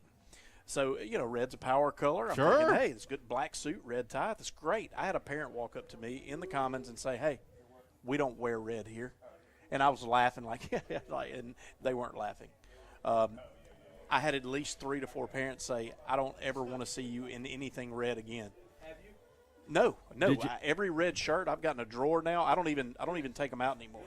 Did you remove the tie that morning? Yes, I did. I went with a suit and no tie the rest of the day. That is a true story. Excellent call. Excellent call. Don't feel bad. I'll tell you my story off air.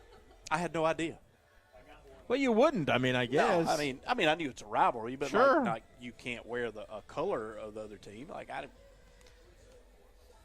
Do you know that because John Perry, who's now tried and true Pearl, was coaching up there in Nixon, Missouri now, he will not wear red. Their school colors are red and gray. He will not wear the all red. He will only wear the gray up there. That's how serious they take it. Look at Griffin off the mound, comes over and ends the inning. How about that? One pitch, and we're out of that one. Thank goodness. Right back to Griffin. So bases are loaded, and we get out of that jam. We go to the bottom of the fourth now. Pirates looking for some runs.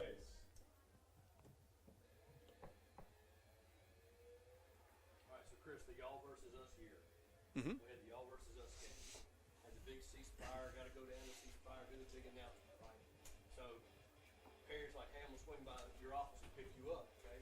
When I got up that morning, I didn't even think about it was y'all versus us that day. And it was a dress casual day. So I had on blue jeans, and I pulled out a red polo shirt. So he pulls in front of City Hall, I walk out front, right? He goes, "You're really not going in that, are you?" I said, "What?" He goes, "You've got on a red shirt." So literally, that red shirt burned it. Because I'm in the pictures of the y'all versus us game with a red shirt on the Pearl side.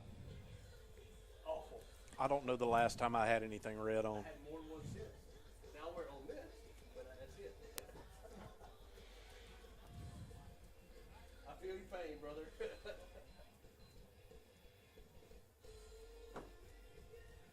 Crazy. That's why I have a black William Carey shirt. Yeah, there you go. I don't have a red William Carey So shirt. a red William Carey shirt. Yeah. Hey, I wear my red Ole Miss, but it clearly has Ole Miss on it. And the only red I wear is Braves. Because it is Braves on it. Uh-huh. And that's blue there. All right, who is this now? This is Andrew. All right, stepping to the plate for the Pirates. Will be number 6, Andrew Arendt.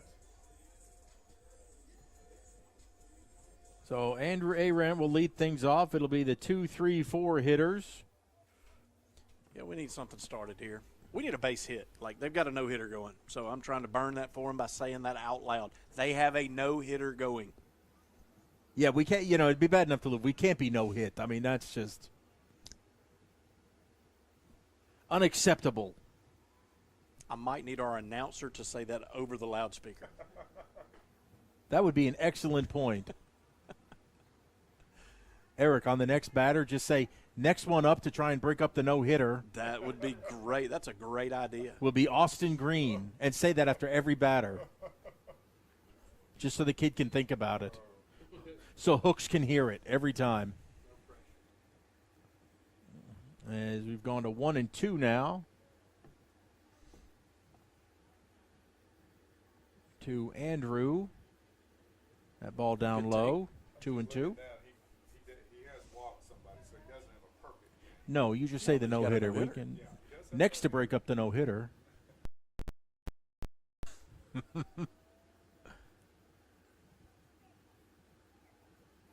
Oh, 2-2 can't take pitch that one. in there. Right there on the inner half. At the plate for the Pirates, number 8, Austin Green. Well, if somebody's going to break it up, it's going to be Austin. He's one of the best hitters I've seen in high school baseball in a while.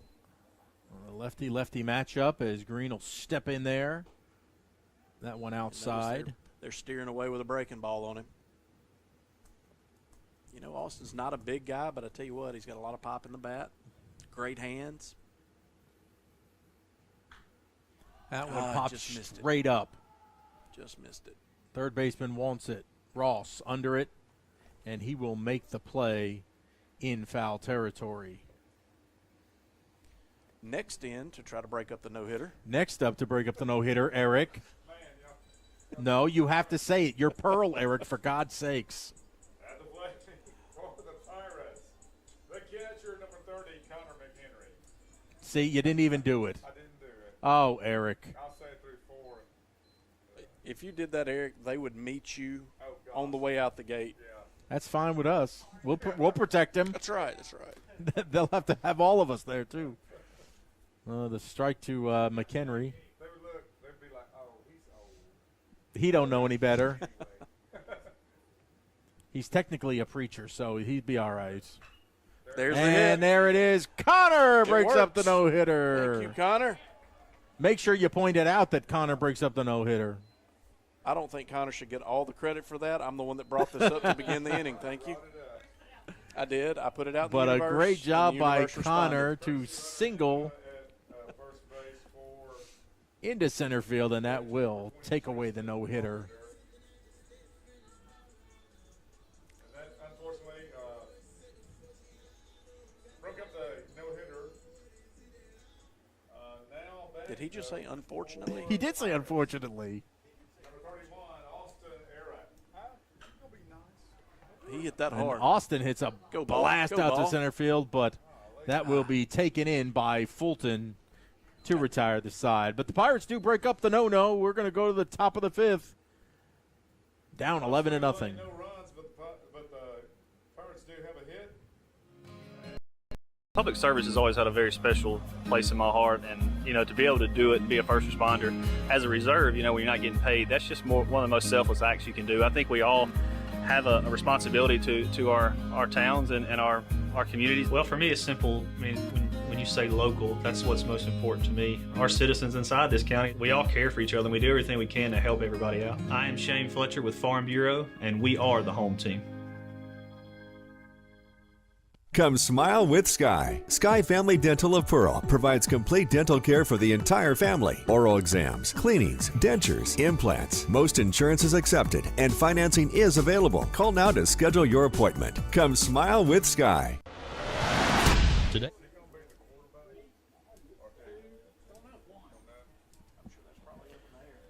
Oh, we go to the top of the fifth now. The Bulldogs coming back up to bat. Griffin Dennis on the pitch. Did a good job. One pitch, got out of it last inning. That's efficiency.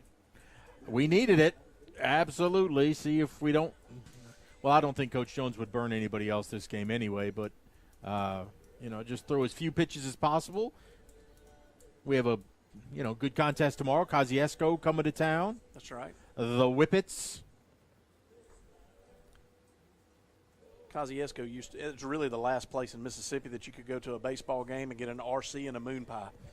That is the honest truth. Is that the RC, right? Yeah, the RC Bottling Center was there for a long time. So all the years that I was coaching and we'd go play there, you could always get the RC and a moon pie, which is obviously what my grandparents and I used to eat and drink all the time.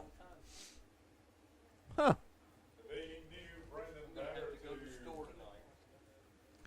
Well, I think you never know what nugget I'm going to bring to you. Well, I think the moon pies are fantastic. RC Cola is just disgusting. I mean, RC is just nasty.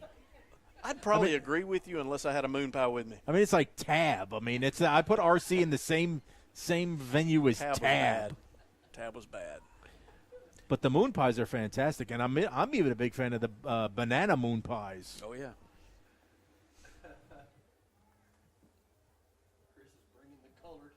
That's it. Well, at 11-0, you got to bring something. Because if you don't laugh, you'd cry. RC and a moon pie. RC and a moon pie. Oh, man. Dr. Pepper.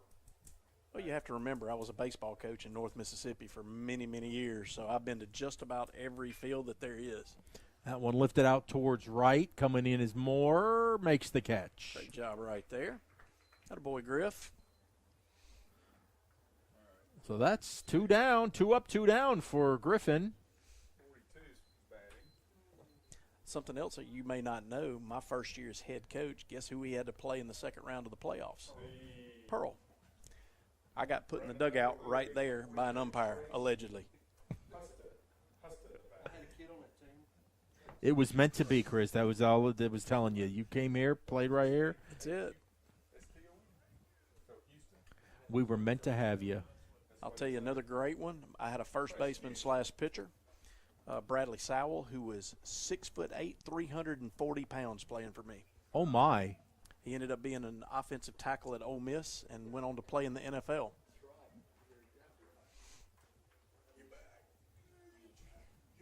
We could use some 6'8" around here now. Nice. Good job by Griff throwing strikes. The 1-1 Nice straight job. back.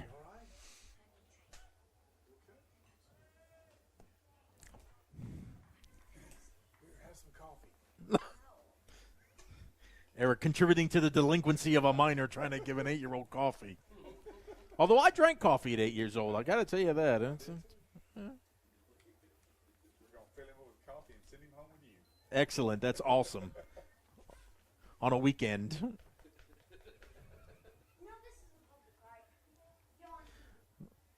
So here's a 2-2. As Griff has really been doing a nice job. He has. Be impressive to just set some down. Ooh, let that one go. Hit the bull with that one. Yep. I think we got the mascot over close to the dugout. And ruin another baseball. Griffin, I'm putting that on your bill. That's $6 right there. You know it's a good night if you get a Bull Giro reference. Hey, Dad's running for office. He can raise some the donations out there on the trail for some new baseballs. That'll be his platform. Oop, that one's high. That one hit higher off the wall for you. It did.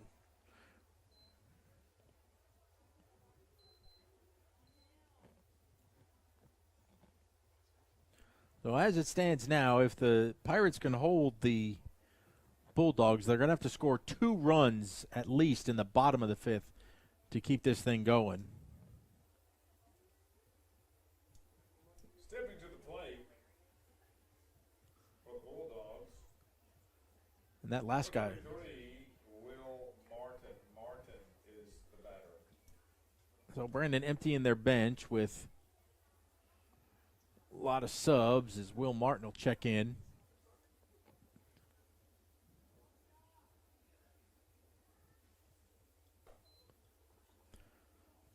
First pitch on the outside. We're just kind of overthrowing it now. Just calm back down. That's right. See if we can get a ground ball here, double play.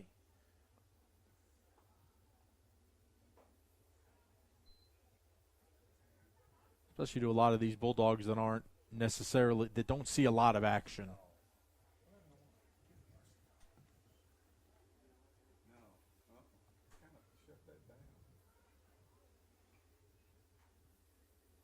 Here comes the 2-0. That one in the dirt. He's just really overthrowing now. Yeah, he's up, 77, 78 miles an hour, and he's throwing strikes at 74. You put that little bit extra on it. Sometimes the control goes wayward. See if he just floats one up there. Got to be taken all the way. And that's in there for a strike. At 72 miles an hour.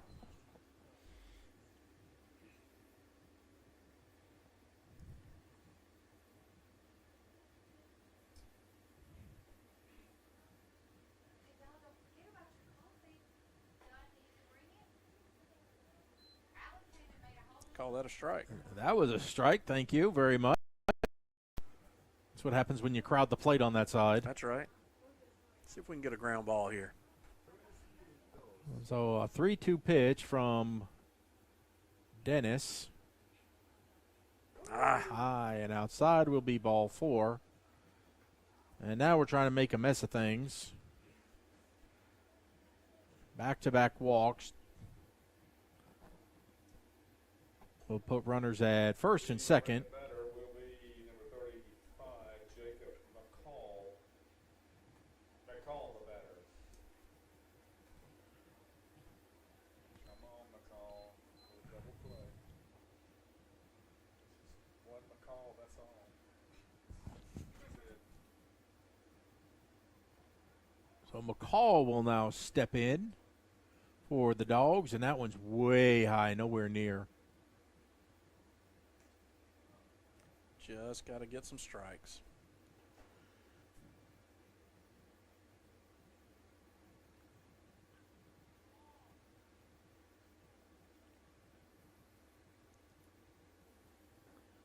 That one in the dirt.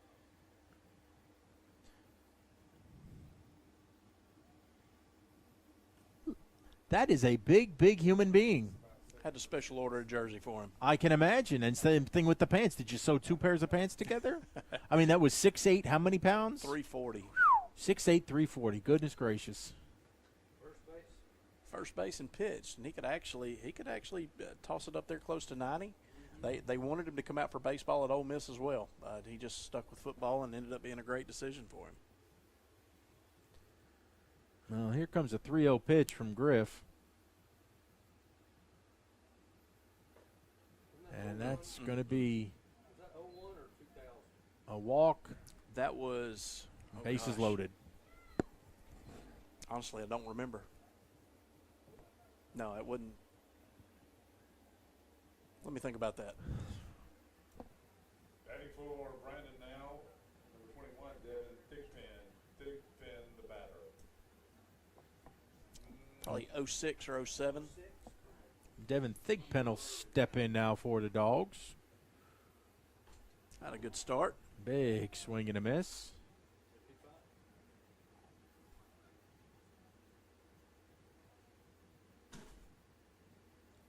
Be a great time for that 1-2-3 double play that we talked about earlier. That one catches the corner. Good pitch right there. So quickly out ahead 0-2, and Dennis has a chance to set this guy down.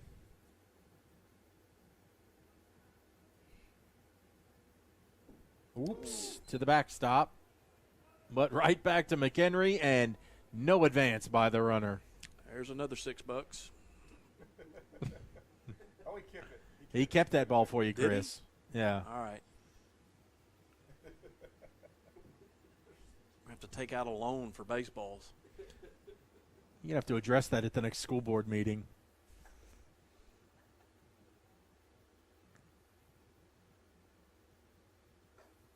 That one high. 2-2. Well, the Pirate faithful have stuck around, hoping to see something positive as we finish this one up against Brandon. Pirates will be back in action tomorrow. Looks like at 6 o'clock. No JV game tomorrow. 6 p.m. varsity against Kosciuszko right here.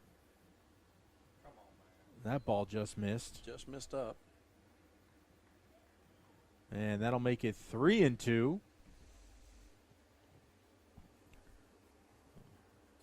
Pirates will be on the road next week as be at Northwest Rankin in a region game.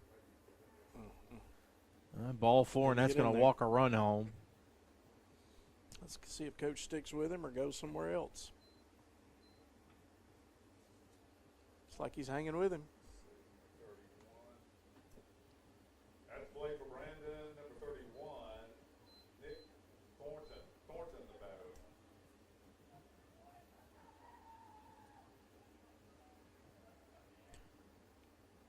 Next up is Landon Lomas, the manager. Good start. 13.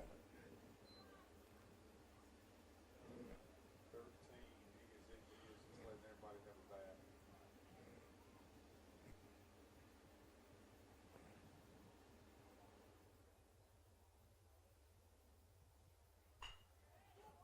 Chopper right back up the middle.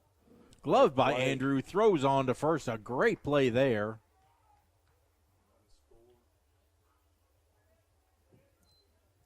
Great job coming across his body and throwing across his body there.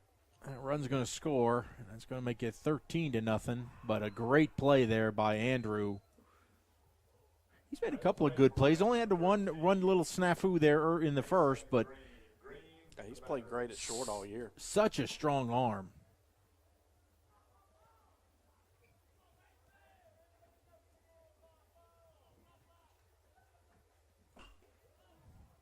This one lifted foul. Chris, how's the construction going on the annex over there at the high school? We are getting really close. Actually, the 4 classrooms are done. What I'm waiting on is our entry system into the building and back into our building. As soon as that's put in, I think everything is ready for the 4 classrooms.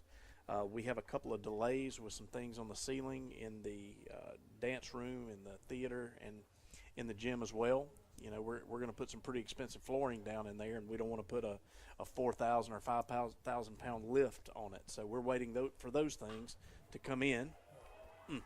That's a base hit into left. It's going to score 2. So anyway, we're waiting on those things to come in, and then we should be able to access the building with kids. Really, it's going to be a great start just to have the 4 classrooms. We're going to start with that and just give it a trial run because, you know, I'm sure there's some things that we haven't thought about. But we had smart boards installed this week. We had fiber installed this week, speakers, call boxes, everything. That's really going to help you out having that second gym just because of the demand between volleyball and the 2 basketball teams when it's time. It's just really kind of gets jammed up in there, doesn't it? It does, and most people don't know, like we send our 9th grade teams off campus to go and use a different gym. So this gives us the opportunity while the boys are practicing high school, then you could have the 9th grade down there practicing. So you said 9th grade over to junior high? It's not to the junior high. It's a off-campus location.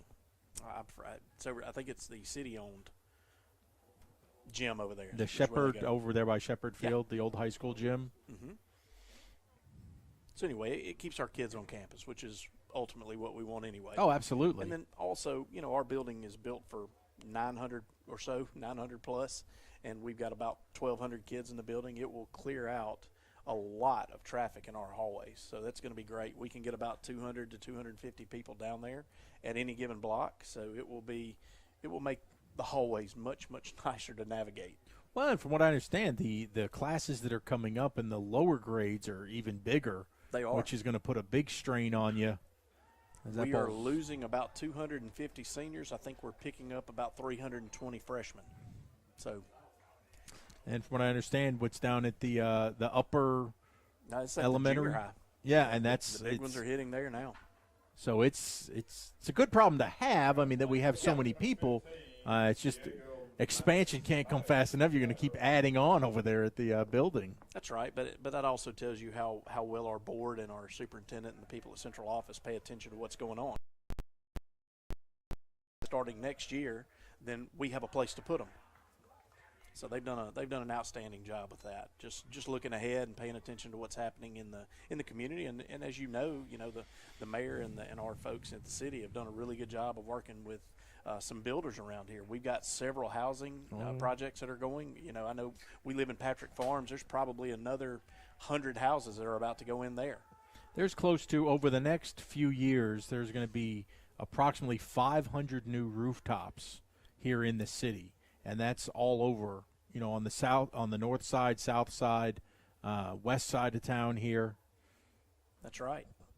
And, you know, not every person's going to have a child. But in the end, there are going to be some. You know, even if we pick up 50 or 60 or 70, those are kids that we've got to put somewhere.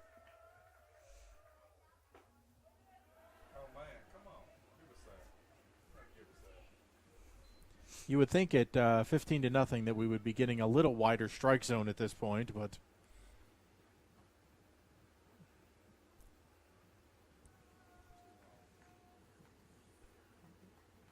here comes a 1-1 pitch. That way high. I mean, is it hard to just get him to throw strike to play catch, Chris? Sometimes. And again, you have to go back to what this whole year is. This past year has been like. You know, we had a really good crop of seniors last year that were, you know, doing some damage, and a lot of these kids have not played.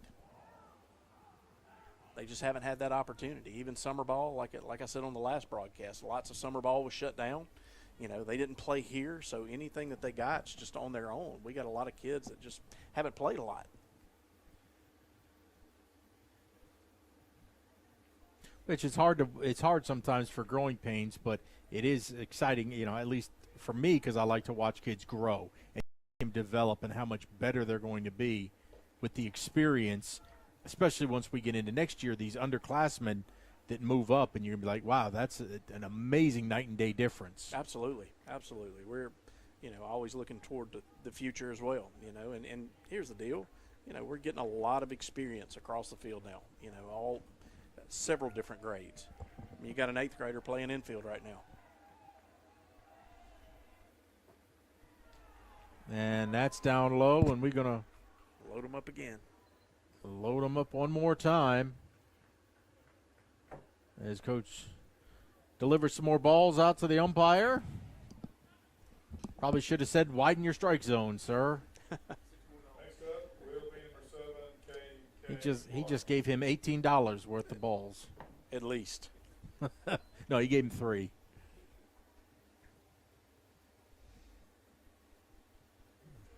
So let's see if we can get out of this thing. Oh, come on now. That was way close enough to call. Yeah, you'd think we'd get that pitch here, but again, on the flip side of that, you don't want to cheat the hitter either. This guy may be one of the few at-bats he gets this year, and it's all right. You want to be fair to him too. That's all right.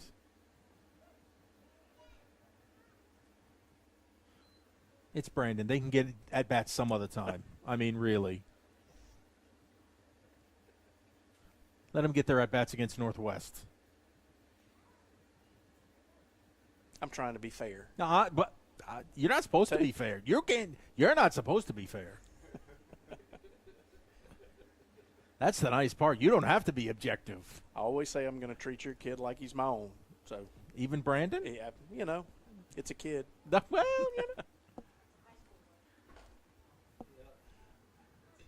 They wearing that red, though. This is true. You don't wear that red There's tie. There's not a lot of red on tonight, But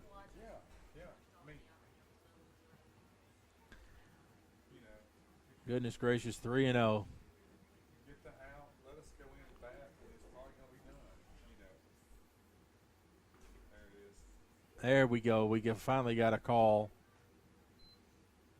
on a good pitch.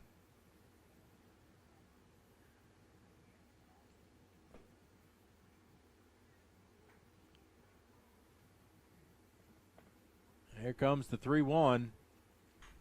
Swinging a foul back, and we got 3-2. He's up there to swing. He took a cut at that one.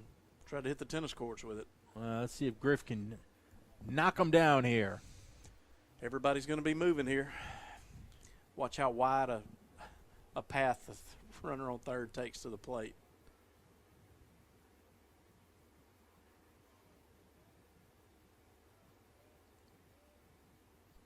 Here comes Dennis's 3-2 pitch.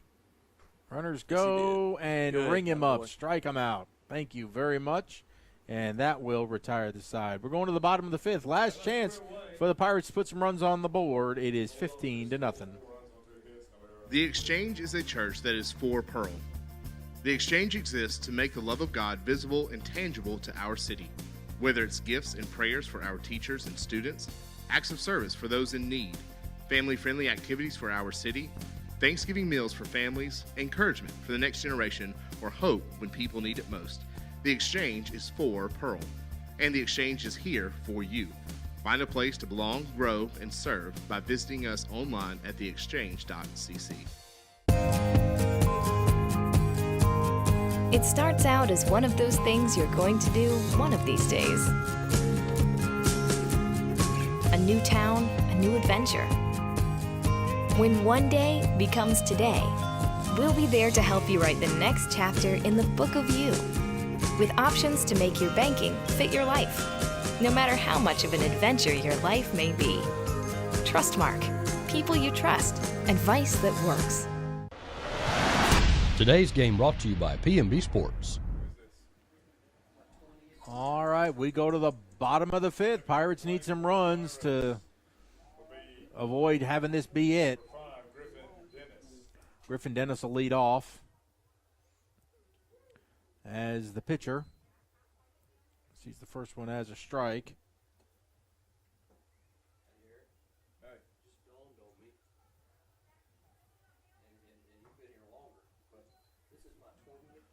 Walker Hooks is still out there on the mound. He's thrown very, very well. He is. Big left-hander. He's throwing strikes. Hit him. And Griffin will take a trot down to first. Well, while he's moving to the plate, I did get an update on indoor percussion. We Okay. took second place overall. Awesome. Proud of those kids and their instructors as well. That is fantastic. Second place.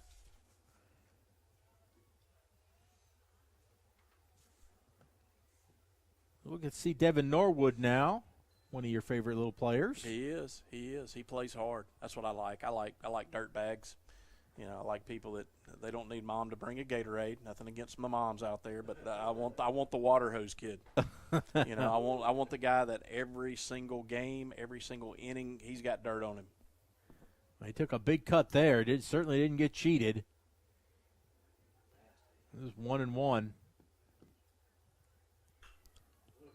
Swing and a foul. He's getting after it.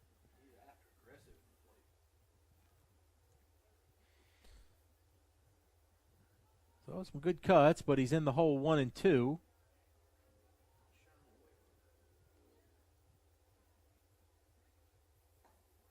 And ball outside. That was just the 61st pitch for Hooks. Hey, he's done a good job tonight. Really has.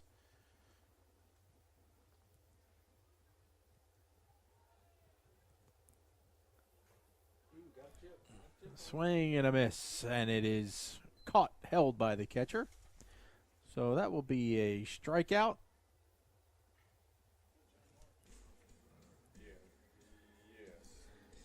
And that will bring up John Mark Grissom. Now batting number 16, John Mark Grissom. Who we watching there, Chris? I was looking to see some of the comments. Kevin Knuckles was telling me about George Gilreath calling him. Oh, there's a little bloop single there. On his first day on the job, George Gilreath called him from over at Brandon, yelled, "Eat dirt, Pearl," and hung up. Oh, that's real nice. That's great. That's so classy. At the plate for the Pirates, number 1, Cade Chisholm. So 2 on now as the Pirates have 2 hits. They've doubled their hit capacity, hitting output so far.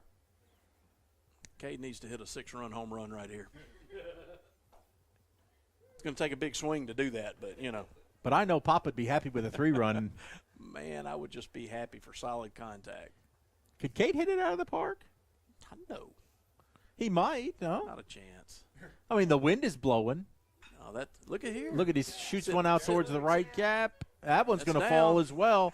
And he throws it all the way to third. That was an easy out at second base. Yeah, the right fielder not. Because you have a lot of the backups in now. Yeah, maybe so. And in the end, you try to keep the ball in front of you. That's what they're wanting to do anyway. So if it's a ball that you're going to dive for, they're not going to do that right now. Be nice to break up the shutout now. Well, we got the bases loaded with just 1 out. Batting for the Pirates, number 14, Cole Copley. And just for the record, Dad was not a home run hitter. Dad was a speed guy. Well, Cade's got that. He's got the speed. That's roaming out there in center field. He's faster than me.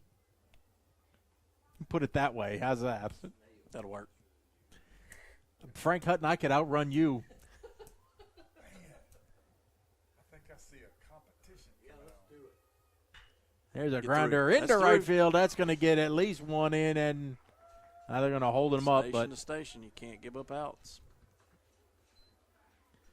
So we break up the shutout. That's outstanding with the single to right by Copley.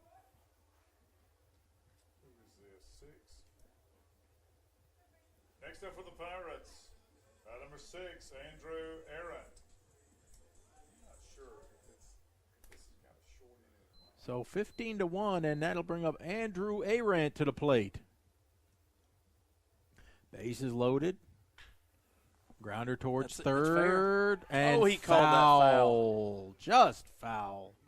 That would have cleared the bases, but he's consistent. There have been a lot of close calls down there at third today. That hurt my heart right there. That needed to be fair.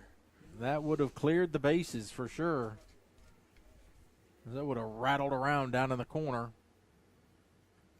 But Andrew will have to do it again. Eric, did you announce, unfortunately, they broke up the shutout? I should have said that. Unfortunately, That ball inside. I don't know. There may be a new PA guy with behind. What did he say? Fortunately.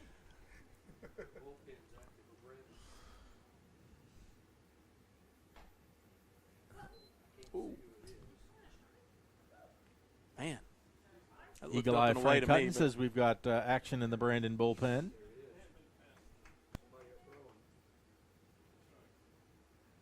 Here's the 1-2 pitch.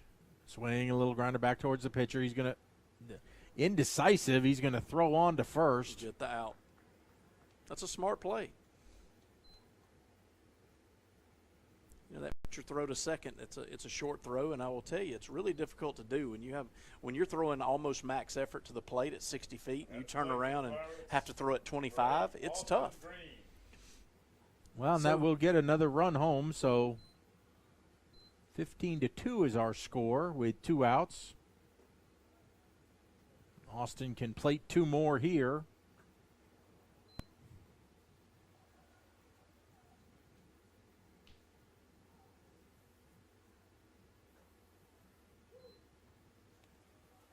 Got to keep the inning alive. Austin's got to reach, or keep the game alive. He's got to reach.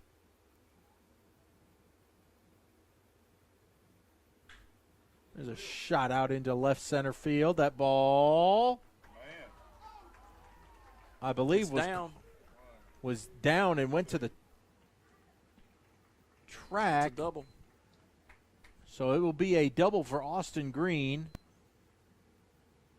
Super job of keeping his hands inside the ball. You hear me say that a lot, and there's a reason for that. You know, especially young hitters, that if they get out and around, they're going to pull those balls foul. You know, so keeping those hands inside, you can hit it with power the opposite direction, and that's what he did right there. Of course, he got it up in the Gulf breeze too. Well, and it helped that it was also tailing away, given that wind away from the center fielder, which helped let it get down. And now we'll get a we got a change visit. Nope.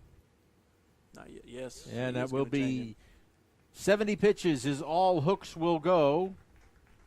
And again, as you've been talked about last time, with the pitching count that these kids are on, that it's not necessarily that he has to come out now, but they want to probably have him available next week, maybe even early next week. Yeah, or even, absolutely. And also, again, you know, he may have a pitch count that he's got him on, no matter what. He may say 75. That's all we're going to throw you tonight, no matter what. Especially in a game like this where it's a blowout. You know, you don't want to hurt a pitcher. Get somebody else some experience in.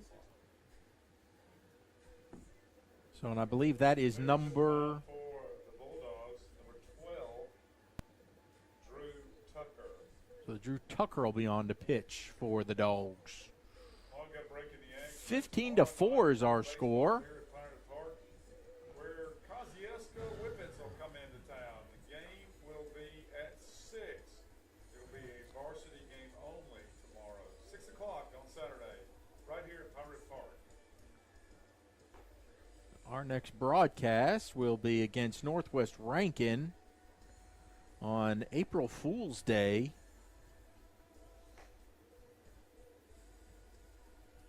Is that a day you don't leave your office, Chris, on April Fools? You don't like to wander through the Commons on April Fools? It doesn't really matter what day. Kids are going to mess with me anyway. It doesn't matter. But that's the fun of it, you know. It's having good relationships with the kids and let them. I don't know. It's fun. It's fun. There are some weeks that are really difficult, but I tell you, most of the time it's just having great kids around and you know that have their own interesting opinions and discussions. It's a lot of fun. But it doesn't have to be April Fool's, I assure you. Well, Connor McHenry will step in now with a runner out there in scoring position. Now, if Connor can go yard here, we'll be playing some more baseball. That's right. And he's going to ground it back up to short. And the throw does get him. Gets him. And that should be our ball game.